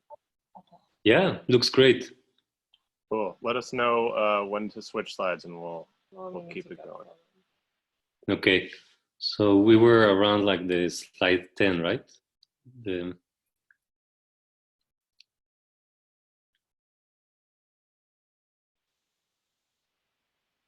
On the vision board.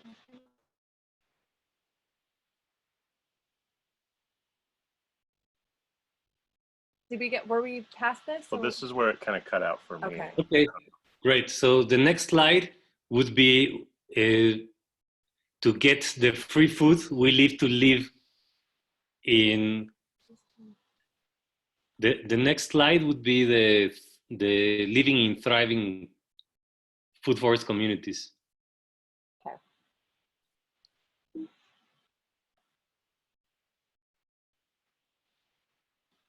Okay, so the next slide this is about nutrition and flavors, and then rich in nutrition and flavor. Next, please. Rich in sustainable food production. The next, please. Rich in biodiversity and nature. Rich in all of these bullet points. Next, please. Rich in emotions, and especially a shared vision, collective thought power as energy source. So we saw in the beginning of this presentation what is wrong with the system, the actual system, the status quo, but we need to focus 5 times at least more and have this shared vision.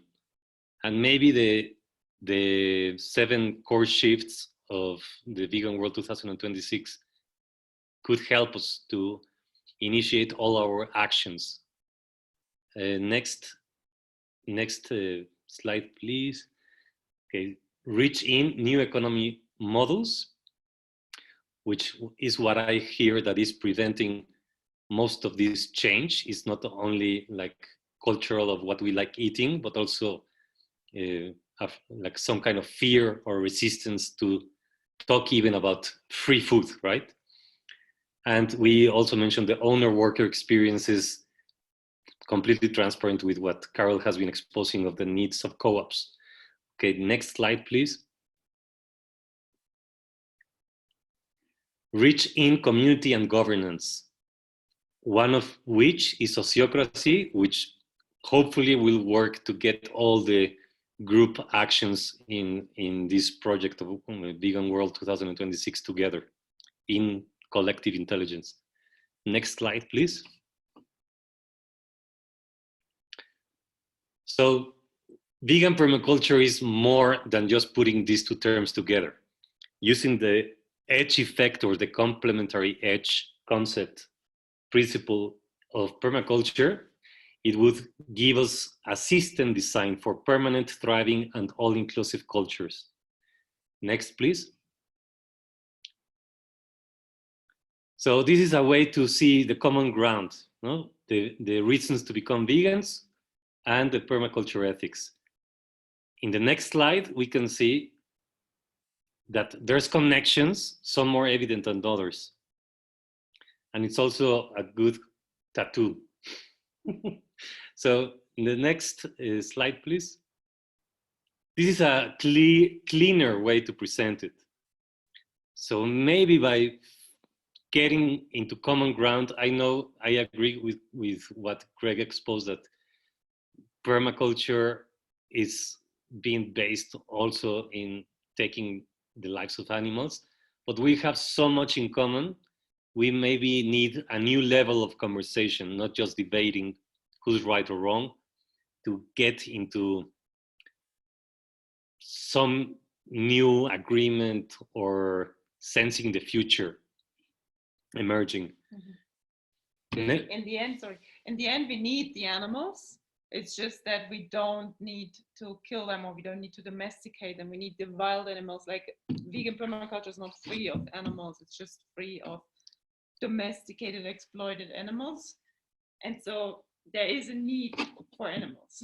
Including the human animal. Okay, next slide, please. So this is a matrix. So everybody, if they feel inclined to, just try and write down whatever you see that connects permaculture with vegan or vegan with permaculture. Next slide, please.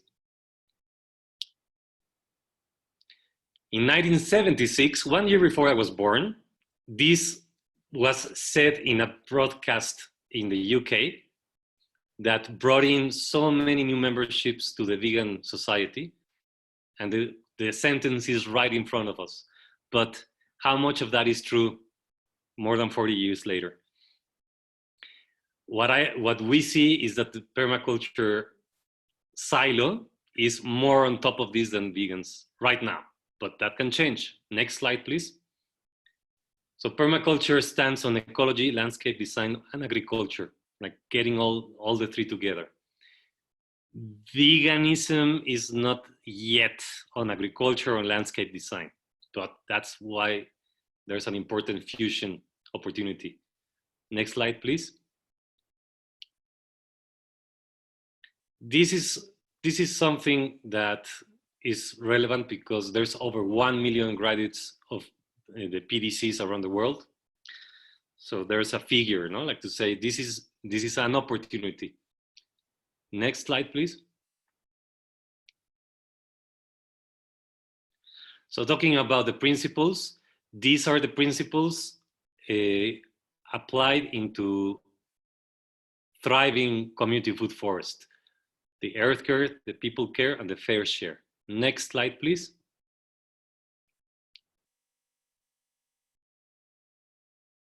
So this section is very important because it comes from a great book that is already entitled Community Food Forest Handbook.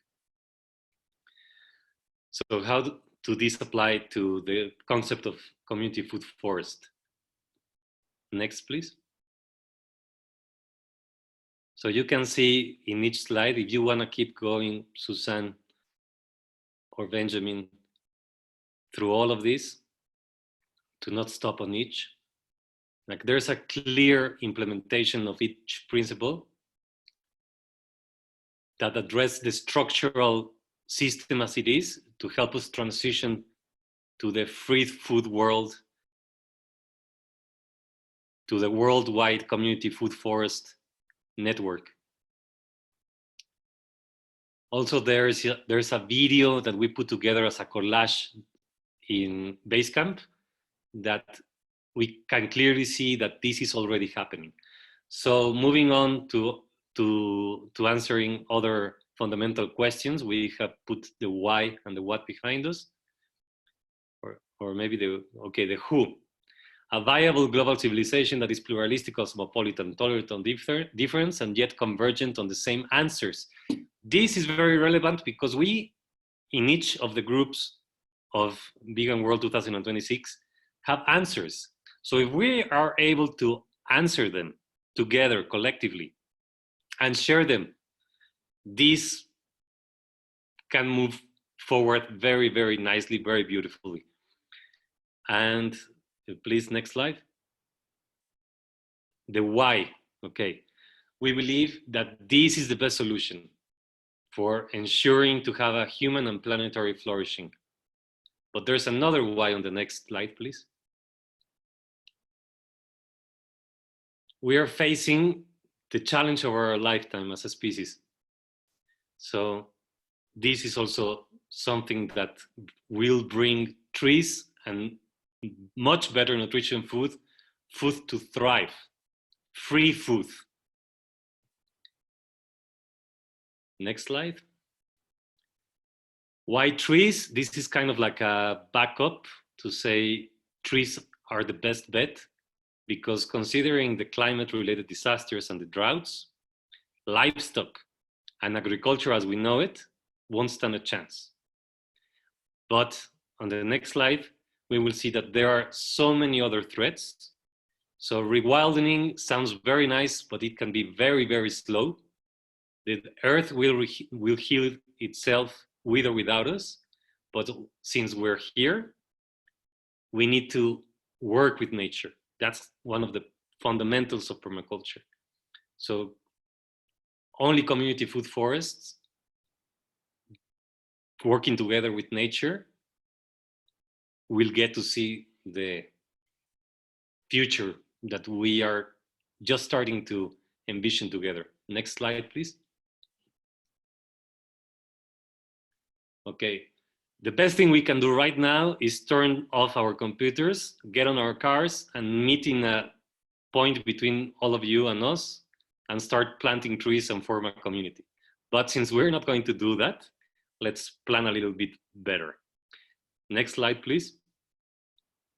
So how are we going to do this? Again, with cooperatives, in community, not only to have the basics or to be sustainable, but to get what we need to thrive. Next slide, please. So this is a very cool visual to understand how community, forest, and food are essential. Like none of them is going to make it to the next level of social renaissance or social evolution. Next slide, please. And of course, it lies the question if it's going to be labeled vegan or not.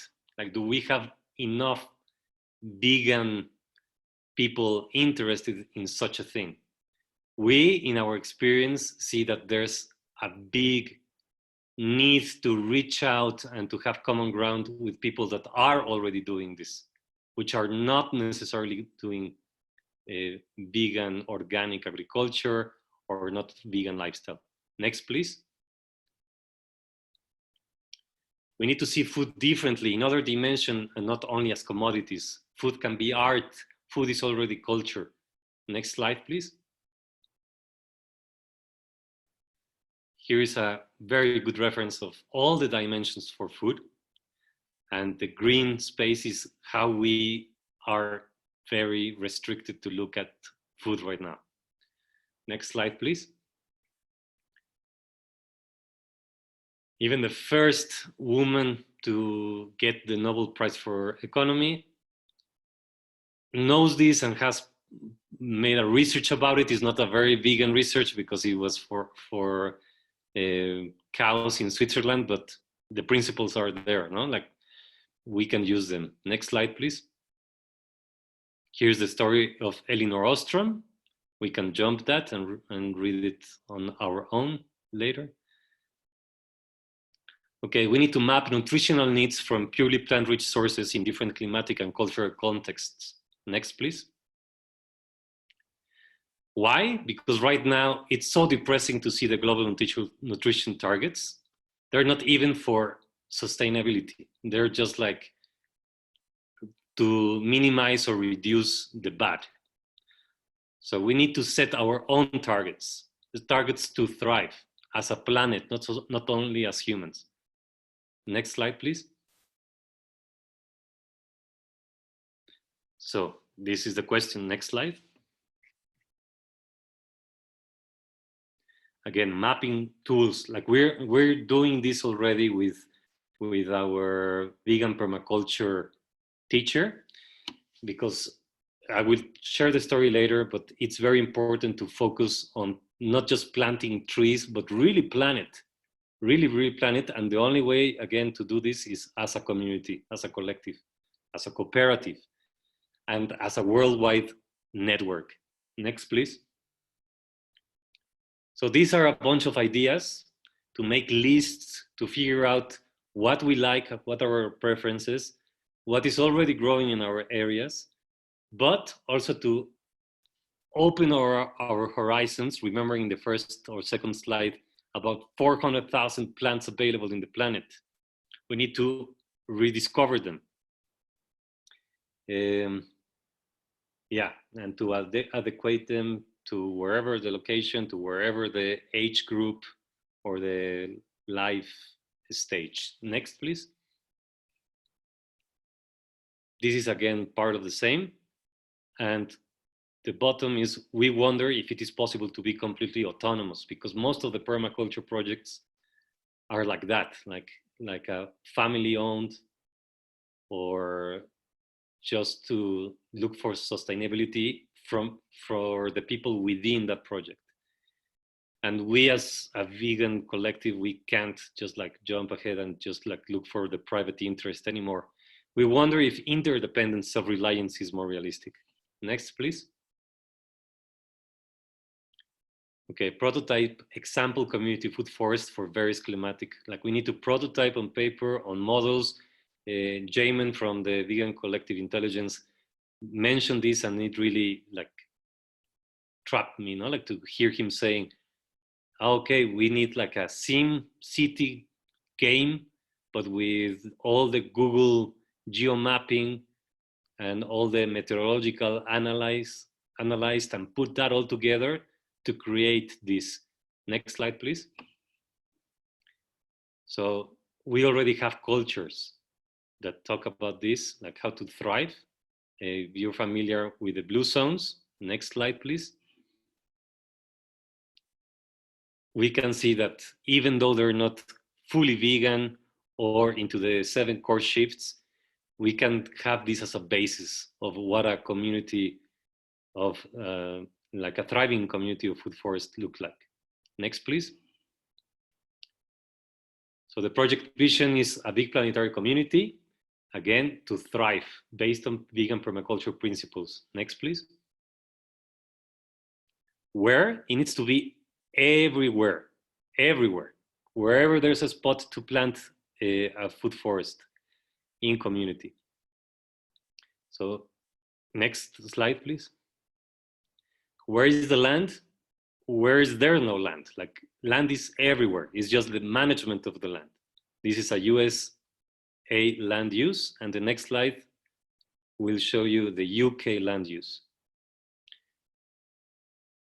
So land is available. The next slide, please. And this is to contracts, no? Like the UK uses or mismanages all that land for things that are not really for life enhancing purposes, such as food, and yet they grow barely 50% of what they eat. Next slide, please. So where are these resilient cities going to happen? Here's the proposal. We have a lot of potential because the population of humans is increasing, and there's hardly any place to feed them. They need to build their house. So the next slide, the next series of slides are going to help us see that we need to find a balance between, or a convivial, like the convivial conservation approach to meet in the middle ground before the wild and the city. And on the next slide, we will see the other axis of what would be the Vegan World 2026. Like we need also a balance to get these biodiversities going. The next slide, we're almost done. Okay, to retrofit current cities is one option and start from scratch. And if you join those two, the gray with the green, the from scratch or retrofit, there's where convivial conservation can happen. That's a topic that we are not going to get into, but it's already being discussed on another study group, which is the land stewardship or nature stewardship. And the next slide is the end of it. To hold the vision together. Thank you so much.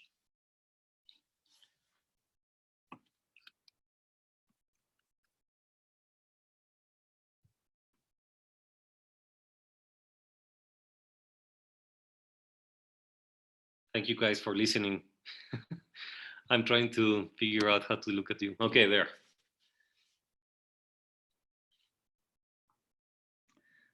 Jorge, Yes. how much of this presentation are you willing to share with others, or do you want everybody to use this? Talk a little bit about that. Yeah, we're trying to bring in this as a commons, like without fear of getting it stolen. Like we're trying to go beyond that. No patents anymore in the world coming. Still, not all the content is a common, so we're trying to put all the references there. So yeah, it's for sharing it wide, and this needs to happen today. Today we need this already. It's already started, as in the video of the Worldwide Food Forest Community Network. We just need to find a way to coordinate all these efforts and to pass beyond it needs to be vegan, no? Like right now, we need a transition. We need to go to the next level of conversation without debates of egos or science or reason. We need to sense and presencing the future emerging. That's where theory U could come very handy to use, because it talks about this, like to go out of what we know of where we come from and to try to be presencing the future arising. And maybe seeing us as part of the system will help us to get to a shared vision. Also, answering the questions of all the, but realizing that these are the questions that really call us to respond or to answer collectively. And if they're not, tweak them or add up on them. So yeah. I don't know how much time we have left. I lost track. It's 4. How many minutes? We have 10 minutes. The reason I asked is because the work that we're doing is entering the field, if you will, of the field of awareness at the point where the videos, the documentaries have done a good deal of work in people's consciousness. We're now seeing people eating an Impossible Burger where they would not have, maybe perhaps in the past, okay, would have passed it up completely. So we're looking at entering some of that information at the next stage, and then a little bit more of that information at the next stage. You see where I'm going with this. One of the things that I'm very interested in, and I think people are very interested in, is themselves. The nutrition and the health aspect of this is very important. I saw that on the first Indian reservation I was at, together with Dr. Sailesh Rao. And he was about to do a presentation, and the technical aspect of it failed. So we just talked. And we started to talk, and people on the Indian reservations, and I don't know if this is true of all indigenous, they are very private, and there is an age-old custom of non-interference. So they keep things to themselves. But I started to talk while we were waiting for the slide presentation to take place, which never did.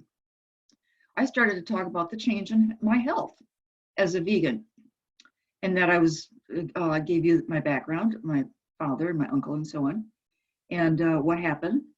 And that at my age, and I said, in America, by age 65, people are on an average of 8 medications. Okay? Now, these people had not talked to each other about their ills. But I told them I no longer have any kind of arthritis, which I did as a child, actually, osteoarthritis, none. And no need to be on any medications. And there was a gasp in the room. Understand? This met them personally in where they are. So much diabetes on the reservations, heart problems, all these other things. But they then slowly began to talk about that, which they had not done before in each other's presence. And one woman kind of cried because her sister had just died the year before from diabetes at age 33. So this is very personal. And what you have in there in terms of nutrition and health, I think is the next step. Saving animals, obviously on the reservation, is not where they're at, because they want to go into more animal agriculture. It's not working, but that's where they want to go for cash now, because they can't. They do their sacred ceremonies around the animals when they kill them, and when they process them. It's not as brutal as the other animal agriculture, but it's the same thing. So getting people to a place of health and vitality, especially those who are older, the elders in the indigenous tribes are the last word. Tribal council may come up with a rule, and if the elders disagree, doesn't matter what the tribal council has done. So when we talk about the older people and who are in the point of having a lot of illness, this may be a really good entry point. And we have to leverage whatever entry points we can have until we get to the next and the next.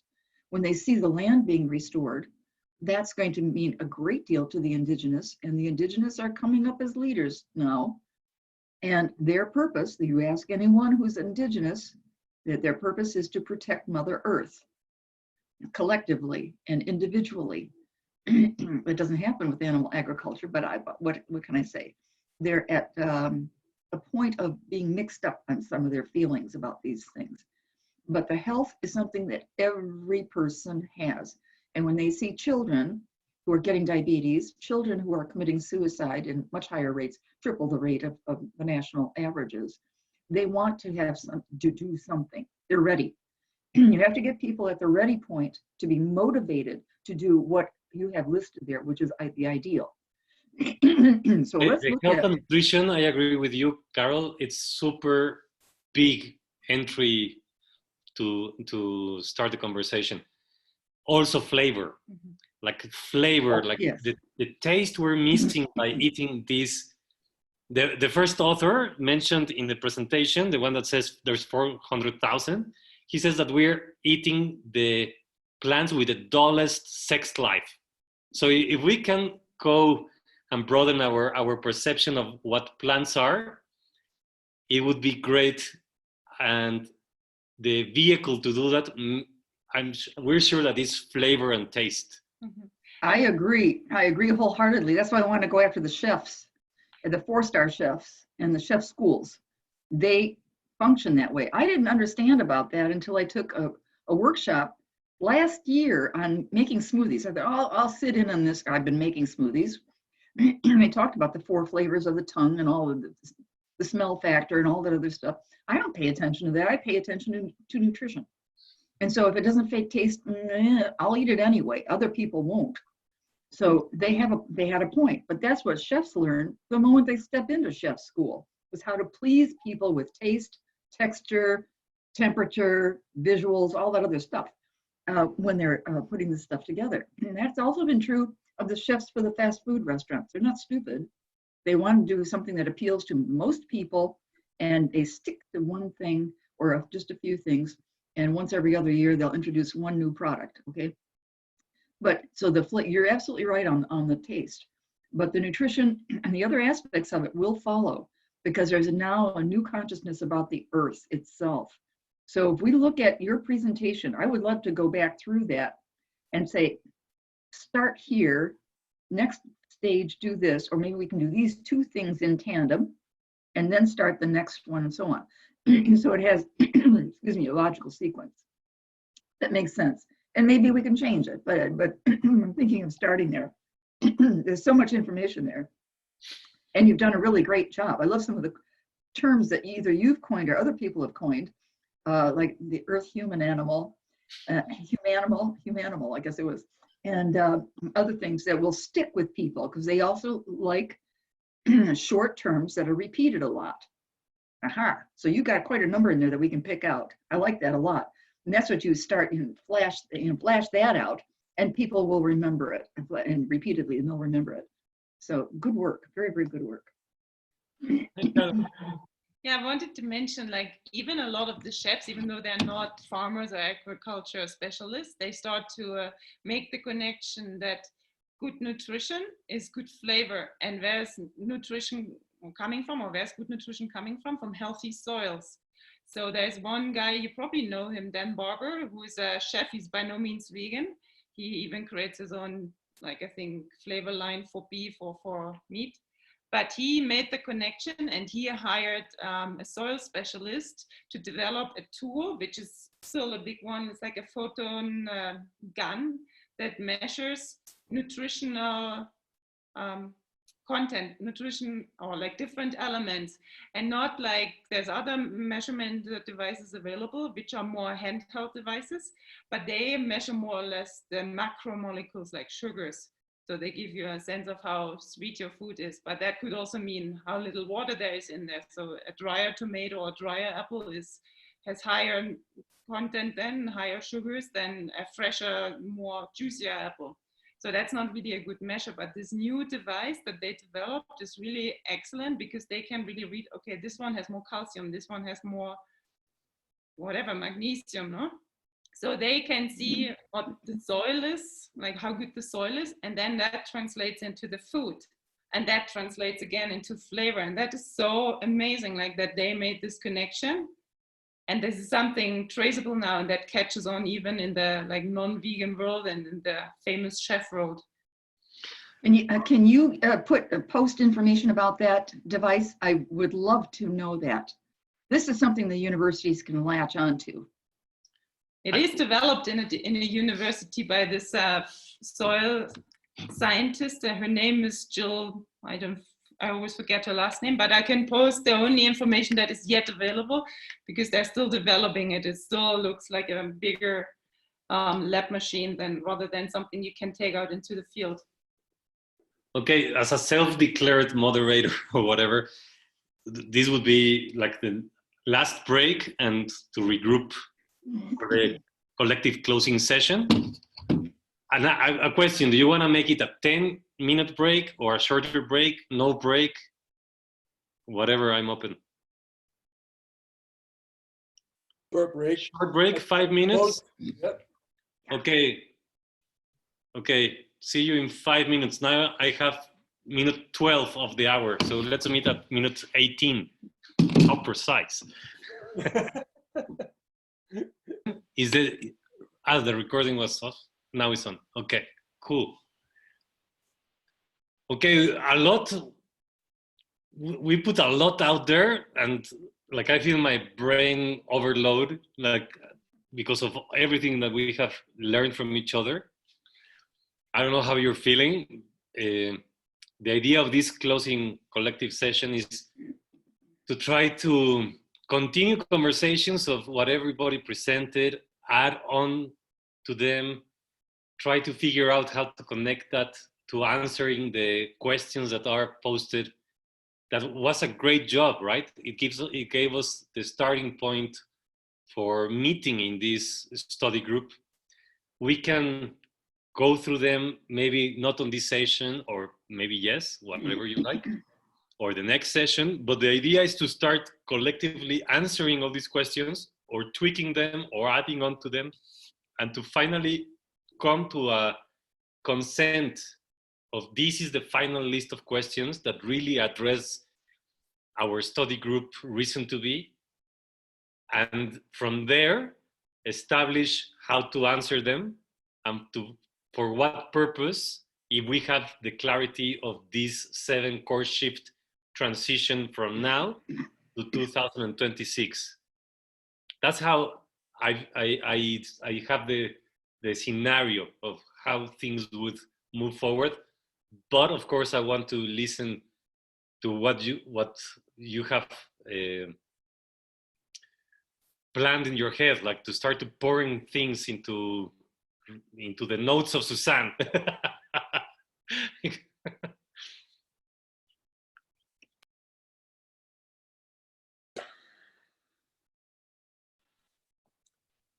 What do they mean by questions? I don't understand what do you mean come up with questions?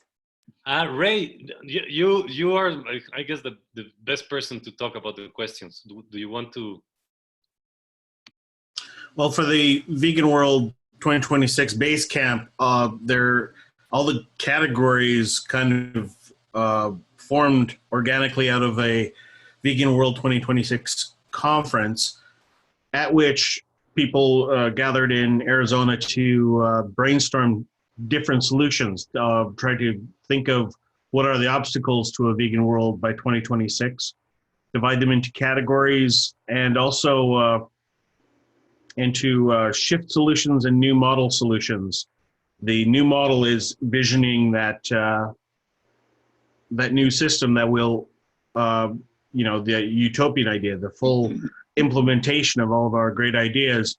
And the shift solutions are the ones that work with our, our broken systems that we live in right now and try to get to that space. So those questions that were brainstormed, there's 202 questions that were sorted into all the different categories. There's like 24 different projects in the base camp, this being one of them. So there's in each group a message board, and in the message board is I put each one of the questions independently so that people can comment on them directly.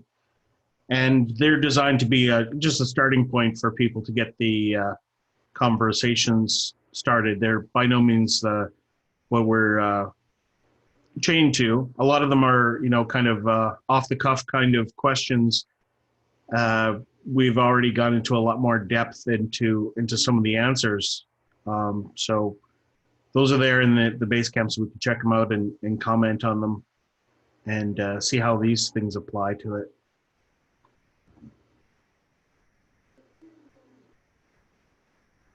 And we can add any questions there that, sometimes there's a question where the answer is, that's not the right question. This is the right question. You're in the right direction, or quite possibly in completely the opposite direction.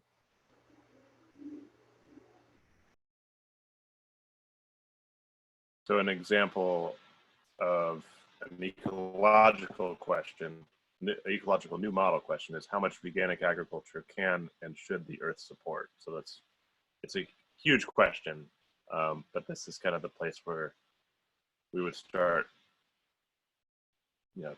trying to break that down into digestible chunks. Or like Jorge said, reorganize these questions and reprioritize. Mm-hmm. Now there's a sociocracy method, exactly. I don't know if sociocracy is something that has reached everybody. Maybe it has been widely discussed so far in the Vegan World 2026 Collective Intelligence Group.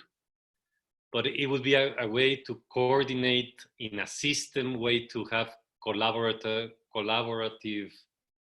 decision making.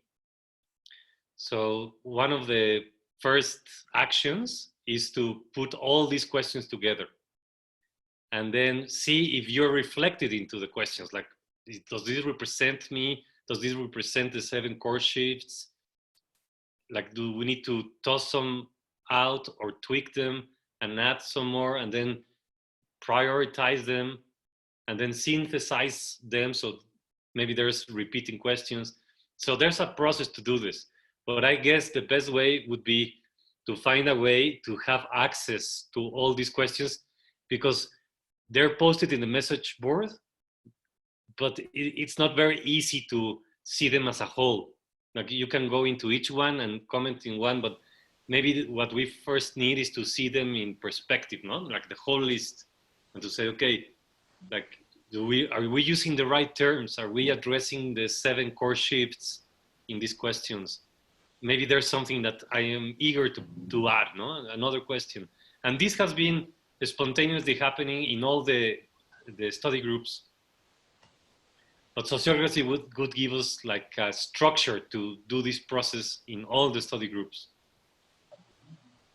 So yeah, maybe I would put something together as a proposal. I got to meet with Anne, and we're gonna see how to present this and to create like a spreadsheet. I know that nobody wants to talk about spreadsheets. They're horrible, I agree. If we were a close community, we would do it with organic colors in wooden recycled boards, and that would be like my kind of thing. But since we're working remotely, maybe using the Google Drive thing and the Excel spreadsheet shared with everybody of each group, something along those lines is what we're going to talk, Anne and I, tomorrow. But yeah, this is maybe what I can share right now of the way that would probably work as a system, not only for this group, but to have like a standardized way to start evenly and to have a way to share the results with everybody through reporting to the VCI, the Vegan Collective Intelligence Group. Something like that. I don't know if I made sense. I hope so. As far as the questions that were generated at the conferences, there's just 6 that are in this particular group. And they're very broad questions, so they don't really, they're kind of, you know, the big questions that are asking how do we switch from this to that. So the answers are they're kind of rhetorical in a sense that they're just kind of defining the project rather than really setting up the key questions that need to be answered. Some of them are, but I think the questions that we're coming up with here are much more important, and we are speaking from spaces that we have already started to think of the answers. So answers that kind of generate their own questions.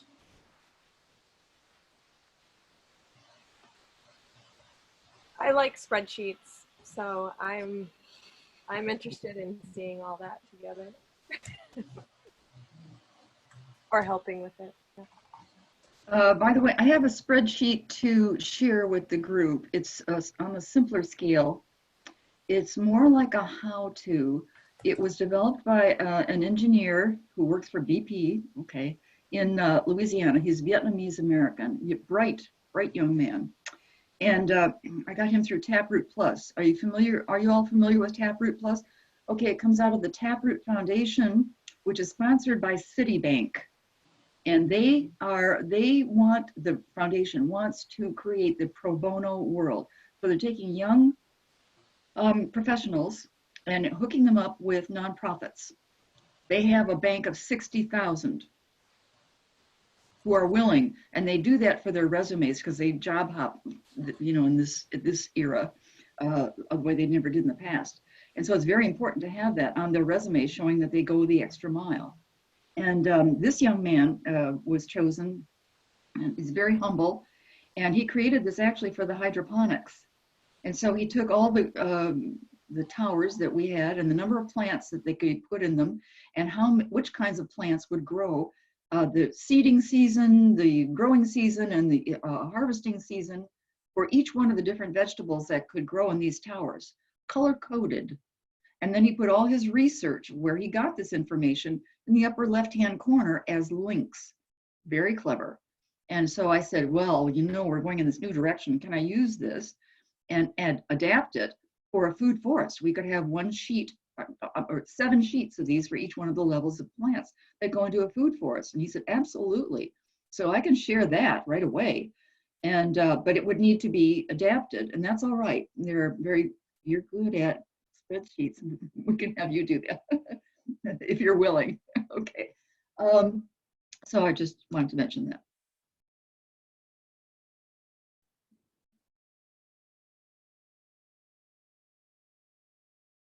So if I understood correctly, this list of plans are not perennial, are annuals right now, but it's like the framework of okay, cool.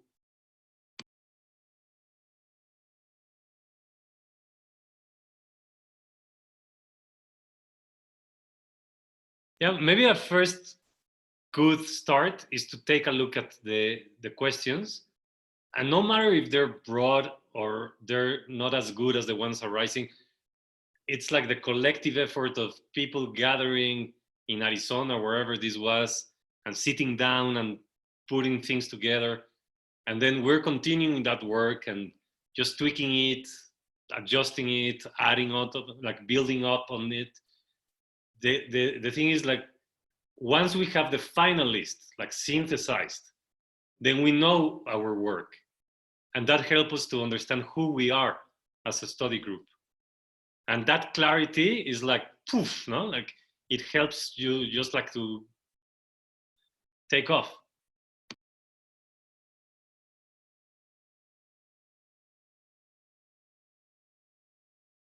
Jorge, are you suggesting that we review the questions right now, or that would be the next step for our group as a whole? Well, maybe we can read them now. My preference would be like to each go through them and analyze it, and maybe through what we have learned today and we're in conversation of all these topics, maybe come up with our own questions, and then hopefully we will get some sort of spreadsheet. I know, Susan, that you are in the process work group for this purpose, no? Like to, so yeah, like to get something together, so there we can jointly put all of them, like these ones plus the ones that we came up by our own, and some of them, of course, are going to be repeat, but then we need a wordsmith action to synthesize it, and then finally get a final list. And when we get the final list, consent on it, that's our work. That's what we are, as a study group, are going to work on. So if you like to read them out loud today, I'm open for that if you want, and then go on from there. If you don't want to go and read them, I'm also fine. Like, maybe we can use the time. Yeah, I could go through really quickly, and that would probably be a good thing because they're in the Basecamp. This YouTube video is going to be available to people, and they won't necessarily have access to Basecamp. And we can kind of see how some of them are kind of rhetorical, big picture questions, and some of them have good hint at good answers that will eventually we'll be able to put a number next to it, but will probably require a bit of research or a collection of intelligence from various sources. So I said that there were 6 of them. 2 of them are ecological new model questions, although one of them to me sounds like a shift question, which is how do we initiate the healing and balance of the biomass crisis through veganic permaculture worldwide? So I said it's more of a shift question because how do we initiate the healing and balance? The second ecological new model question is how much veganic agriculture can and should the earth support? So a very big question with a one number answer, right? Ecological shift question, how do we feed all humans and domestic animals using veganic regenerative agriculture? How do we shift animal ag to plant-based agriculture? That's kind of the, the whole Basecamp has got to try to figure that out. How do we get every human being to actively put their hands in the dirt and heal the earth with veganic permaculture, creating abundant forest gardens, etc.? A little more poetic question. And the last one, how do we green the deserts with veganic farming?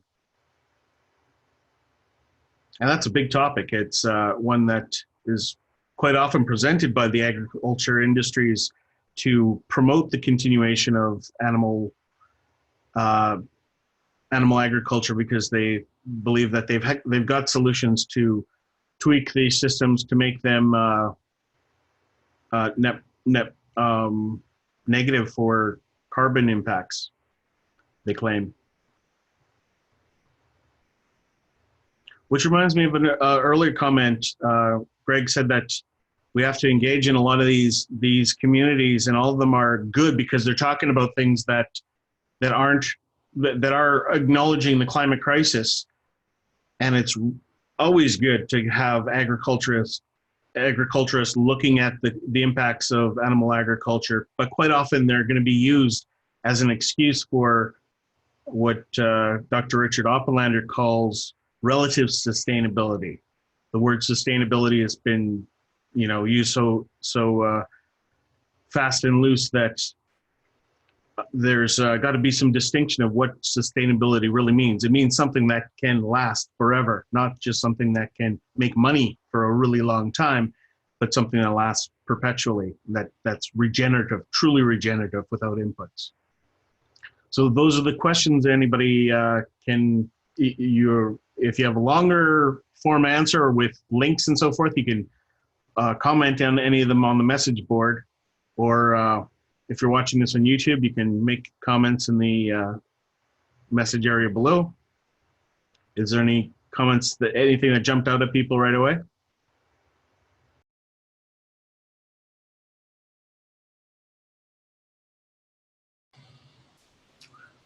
I like the one, how do we get every human being to actively put their hands in the dirt and heal the earth with veganic permaculture, creating abundant forest gardens, etc. So it's a little bit open-ended, but they did mention forest gardens.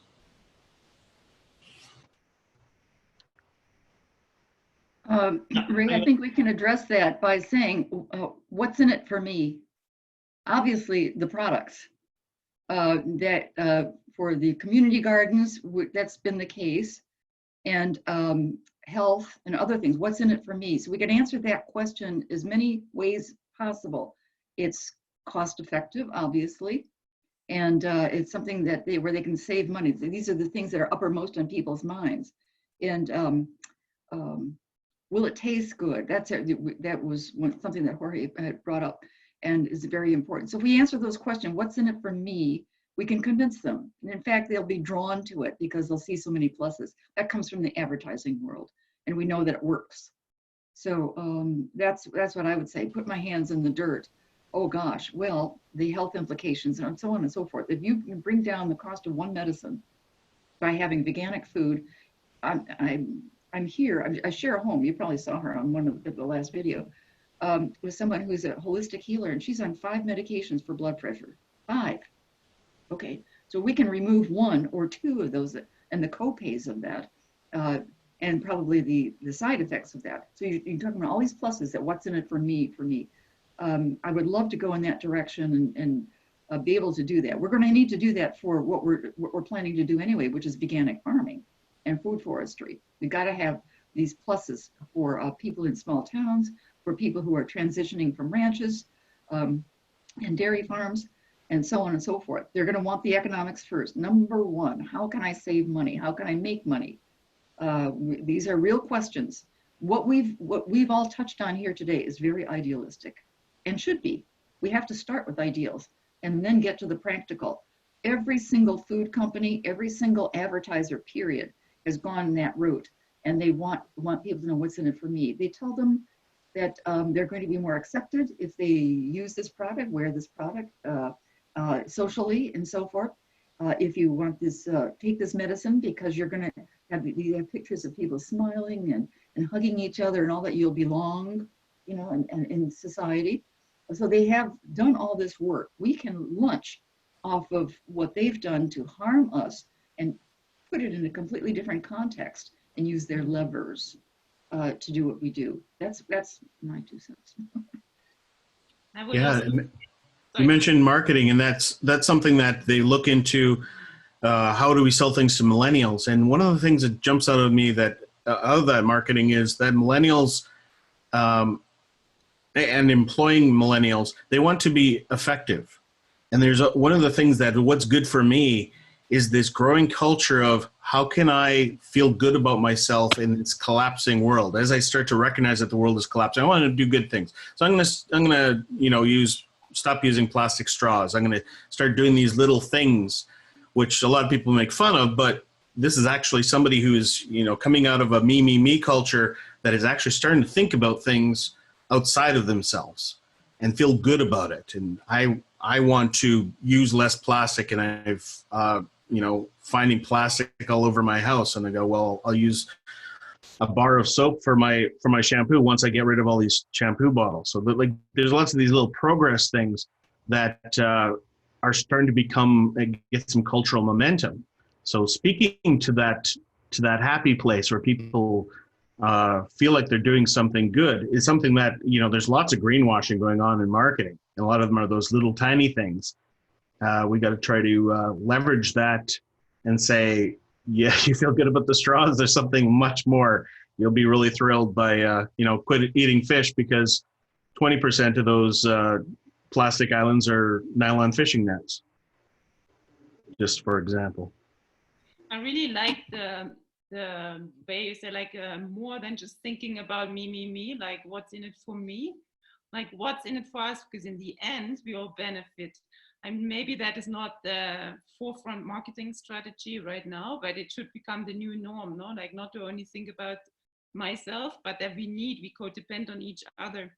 And also I think a really good way to have this happy place or to feel really good about it, you have to do it yourself. So how to get people like into permaculture and get their hands dirty, they like get your neighbor on the hand and try to do it together, but do it in a fun way. So that it's not like, oh, I have to do the gardening work today, I have to do weeds, or like it needs to be fun. And there a forest garden is really nice because like ideally a forest garden should be weeding free. It should be very little hands-on work and much more the joy of harvesting or of planting something new. And I think that everyone enjoys, and I don't know any person that says, I don't like to be in nature, I'd rather be in a concrete jungle. So I think it comes by doing it. And how do we get people to really like have this first step into like this? Once you do it, I think it's self-explaining, and it needs to be in community. If you only do it by yourself, I guess you get in a rut or you get bored by it, or yeah, what's in it for me? No, like, but if you see what's in it for us and see also the emotional or the mental health benefits, not just the physical and like the financial benefits, I think that becomes more the holistic picture. Yeah, I don't know how familiar we all are to the 7 core shifts and how much in agreement we are to take them as our true north to transition from now, which like is the moment that a lot of things are already happening. Like it's not a transition from 0 to 2026 vegan world. Like to these 7 core shifts, when you hear these words, do you remember all of the 7 points by heart? Do they resonate with you? Do you see them as doable?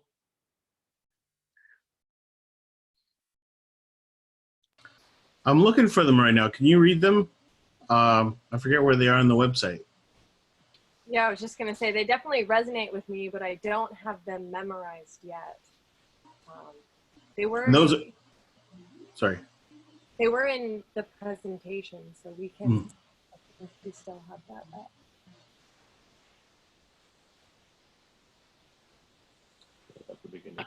So they're of course a great thing to comply with for all the new model solutions. They should tick all the boxes for our new model solutions. And our shift solution should at least be pushing on 1 or 2 of them. If they're not, then there must be something wrong with our shift solutions that are supposed to be finding a new system rather than supporting the status quo. This is I think an agreement on this, like as a whole of the Vegan World 2026 groups, would also give us a lot of clarity. Why? Because the questions, if they come from this mindset, the one that we want to leave behind, we will never get here. Well, I was just saying, and you might have missed it just because you were just off camera getting the piece of paper.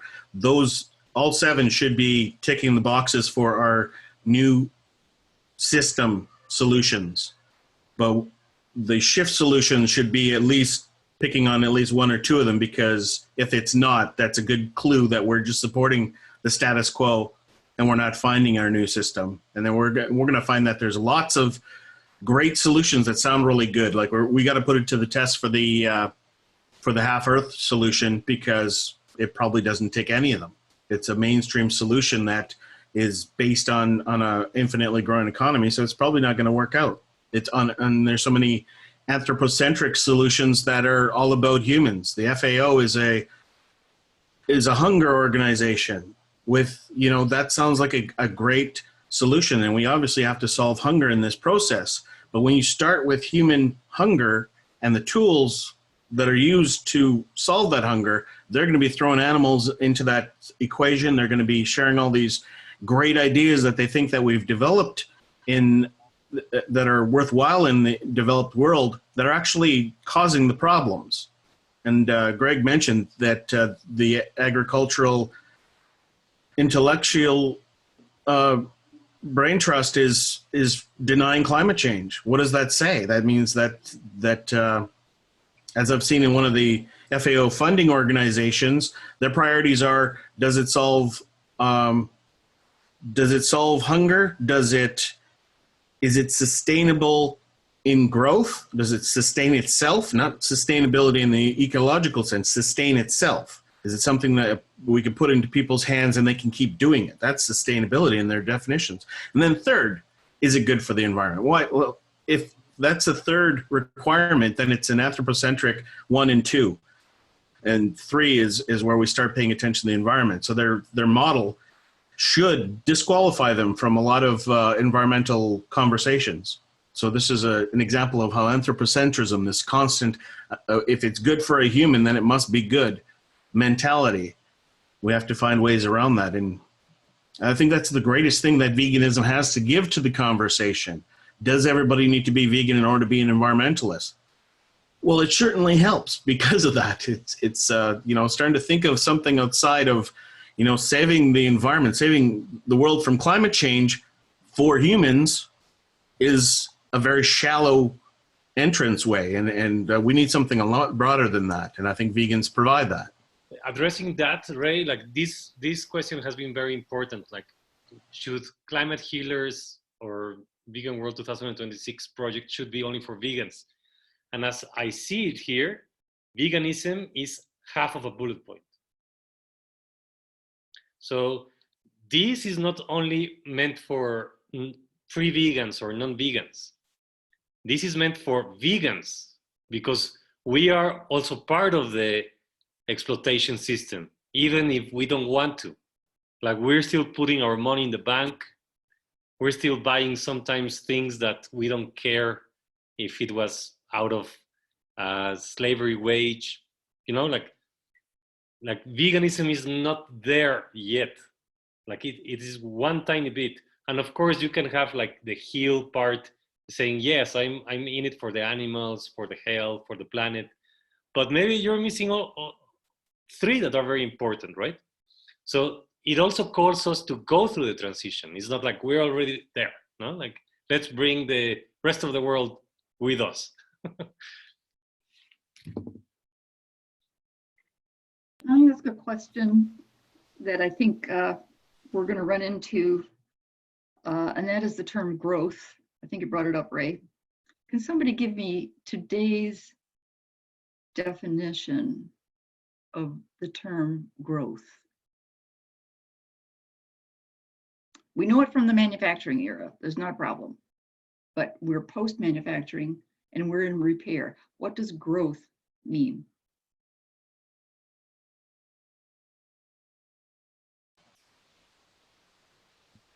Well, I don't know if this will answer the way that you're framing it, but how I understand it is like from the book, Small is Beautiful.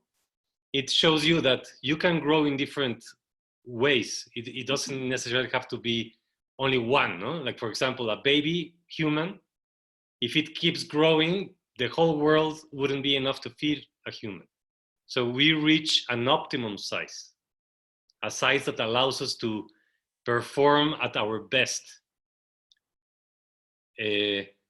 But in the financial world, no, not attached to reality whatsoever, they think that they can outgrow reality. So that is madness. That is complete madness. When we talk about the finances, what do they mean, or what do you mean about growing financially? I mean, the financial, like every politician says, we will have growth in Mexico. Our economy is going to thrive. Blah, blah, blah. That kind of growth, no? Like people assume that growth is good and is infinite, and that is something required for your well-being and your happiness. It's the term of the economy system, like financially in those terms, in the economical empire, you know, like all the people want to do better by measuring how much private ownership they have on land, on bills, on intellectual rights, on patents, like all of this accumulation. I think growth. So how do we change from that private, what's in it for me scenario, because that's what it really is, and take it to the collective, which is what we want to do without using the word collective, because that sounds like communism. And we can do this so that people have prosperity and redefine prosperity away from the monetary systems and into and away from individual land ownership to collective land ownership, land trusts, and so on. Like that's why I was so interested in the Southern Plains Land Trust that Greg was talking about. How do we shift that which has been ingrained in us to do, like we talk about the American dream and having your own home, your car, your 2 kids and a dog, that sort of thing, as having the American dream. We also talk about changing from the economic disparity to more economic equality. That means the people who have very little will have a lot more than what they have physically. Now we're looking at the earth not being able to sustain that. So we need to talk about how we shift the idea of individualism to group action together. I'm not talking about the cooperatives, that's one thing, but just in the decision making together to repair this earth so that we have the material goods, food and material goods that come from the earth that everything does, in such a way it does not harm, but yet continue to regenerate the earth. That's a tough question. How do you step back from the American dream, what we call the American dream, to something that is collectively beneficial and regenerative as a group, and call that growth? In a way, you could call it growth already, because you would, like, if you grow your food, you have your food for you, then you can thrive, and then you have scraps. So that gives something to mushrooms and to microorganisms so they can grow. So growth is infinitive. It's just not always in the same individual. Like it will shift, like it's a constant shift where growth can happen. And also in communities, I see this happen. I think the materialistic growth of each individual is limited, although we might think with some people it isn't. But let's say, the growth in terms of like spiritual or emotional happiness, I guess, can be infinite as well. And that also can shift from one person to the other. It can go through a community. So maybe like the growth needs to be more redefined and just not thinking in growth of what materialistically can grow in one individual, like more in like how growth is shifting. I would love for you to write an essay about that. You stated it beautifully, and continue it, if you would, into some more details, please, and post that. In the same way that we need to redefine the term wealth into what is prosperity. And that has been done by, what's his name? Last name is Corton, David Corton. And he created Yes Magazine. He created the Institute for Local Self-Reliance and the Business Alliance for Local Living Economies. He's a member of the Club of Rome and so on. But when he redefined wealth into that which is prosperity and redefined what prosperity is, that goes right into what we call growth. Because people who have next to nothing, who are homeless, who are otherwise despairing because of the economic part of it, and ask first questions: how much money can I make? How much money can I have? Because it's ingrained in them. They need to refocus just the way you said. And I would love for you to expand on it. Thank you. Carol, there's one of our groups, the Aquarius Study Group, that's their number one objective chronologically, is to redefine wealth. So if you're interested in that group, I could hook you up into that base camp. I would love to. I don't have the time, but this is that the New Economy Group? Did you say the New Economy Group? Yeah, the New Economy would obviously be touching on that, but I just remember that the Aquarius Study Group, although I haven't joined any of their meetings yet, that was one of their topics, and they've got some links to redefining wealth in their base camp. So I'll have a look to see if there's anything that I'd be able to repost here to our group. And as we and have to New Economy. There's an overlap between all these study groups, because at the end we all are pulled into the vegan collective group. Like, we unite through it, but we can't work on all at the same time. So that's why we need to populate all of the groups and to really do the same process of going through the questions, seeing if they're like pulled into answering them, to make that their work, and finally report the answers in some sort of white paper or conclusion for the whole.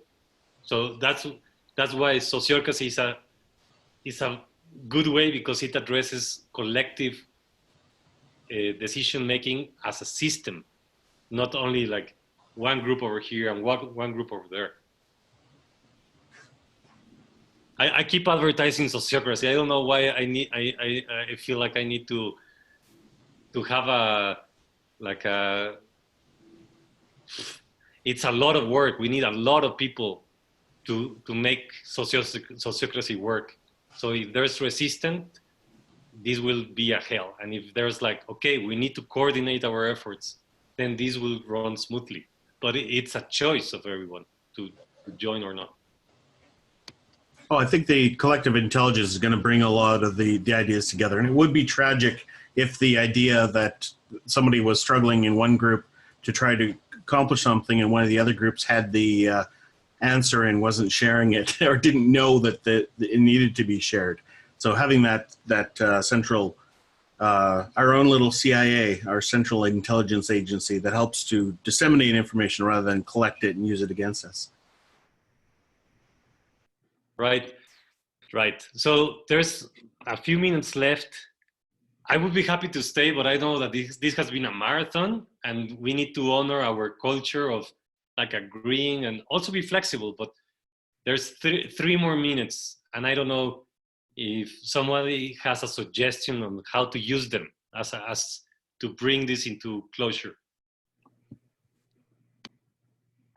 What we've been doing recently is kind of going around and each person saying kind of a few words, maybe a phrase about what they've taken away from this meeting or how it's helped them, or just kind of how they're feeling.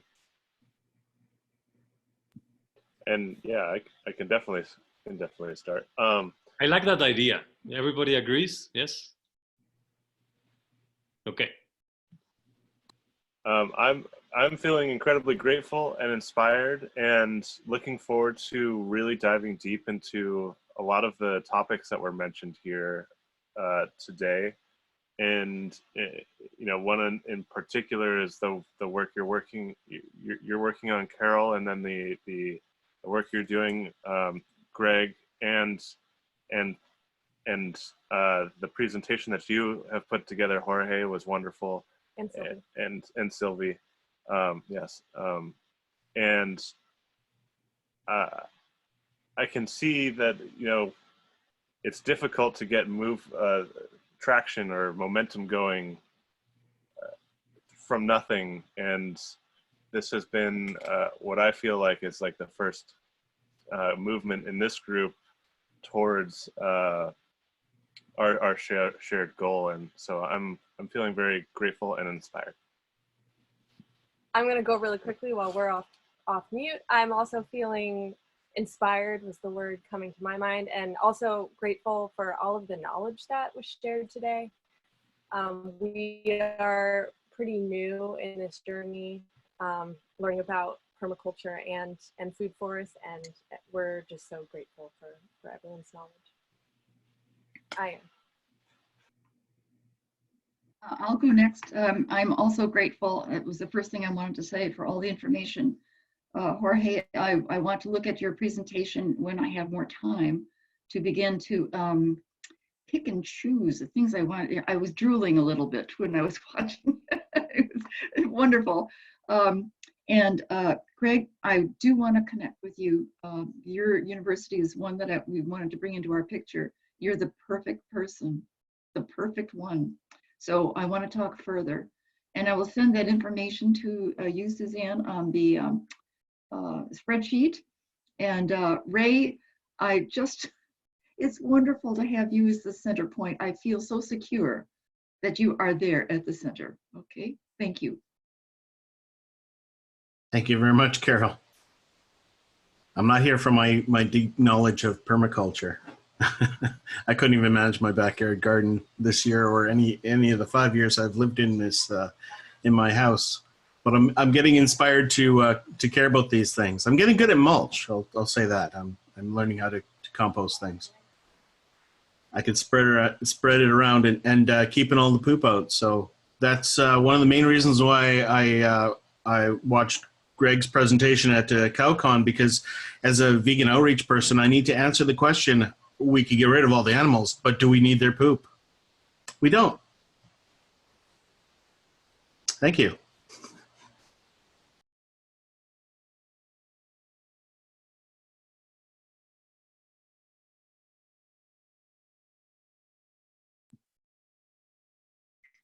I feel also very hopeful. For example, like this glitch in technology, that it was solved collectively by the fresh ideas of people in the team, in the learning day. This is the way that we will figure out whatever is the unknown right now. As Sylvie said, like the collective, like feeling part of something bigger than you and your little drama or your personal views. That's the important part, to feel that you are working together towards the same shared vision. And I feel that the potential is in this group. And I would like to say stuff like logistical, like when to meet next, what are the actions that we're going to take until the next meeting, such as maybe put all the things that we remember, all the links that we shared in the conversation somewhere in the campfire or whatever. Ask you if the base camp is a good communication platform to continue this work. There's so many logistical things going on in my mind, but at the same time, I want to honor my heart and say, like, thank you for the opportunity to being in front of you today and for listening to every voice expressed in these 4 hours. Thank you so much. Okay, I will go next. I'm also very thankful and very emotional, like very moved that like even though we're a very small group, like we all can contribute something, and like we all have so much to share and so much in common. It's a pity that we're all sitting in front of a computer, not somewhere in beautiful nature, and plant together and have fun and dig our hands into the dirt. But yeah, I'm feeling very motivated. And I think also like sometimes maybe the answers that we have to these questions don't have to be in words. Like maybe sometimes if someone is good in drawing or taking pictures or making a collage, like this can be a beautiful solution to something. And I will for sure send you, Carol, the link to whatever information I have, and I will think about how I can write an essay about growth and the shift of growth. And I was very inspired.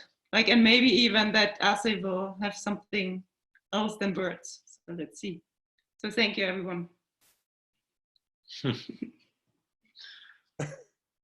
Yeah, thank you all. This has been amazing. I can't believe there's people around the world who are thinking like I do every day. And apparently we all have similar ideas, and it's fantastic. I'm not as hopeful as everybody, though, clearly. But thank you all. Thank you very much. Okay, so with that is the end of the recording and end of the session. Look forward to keep the communication going to begin with on Basecamp, and let's figure out how to keep working. Enjoy the rest of the Sunday. See you soon. Bye, everyone. Bye. Thank you. Everyone.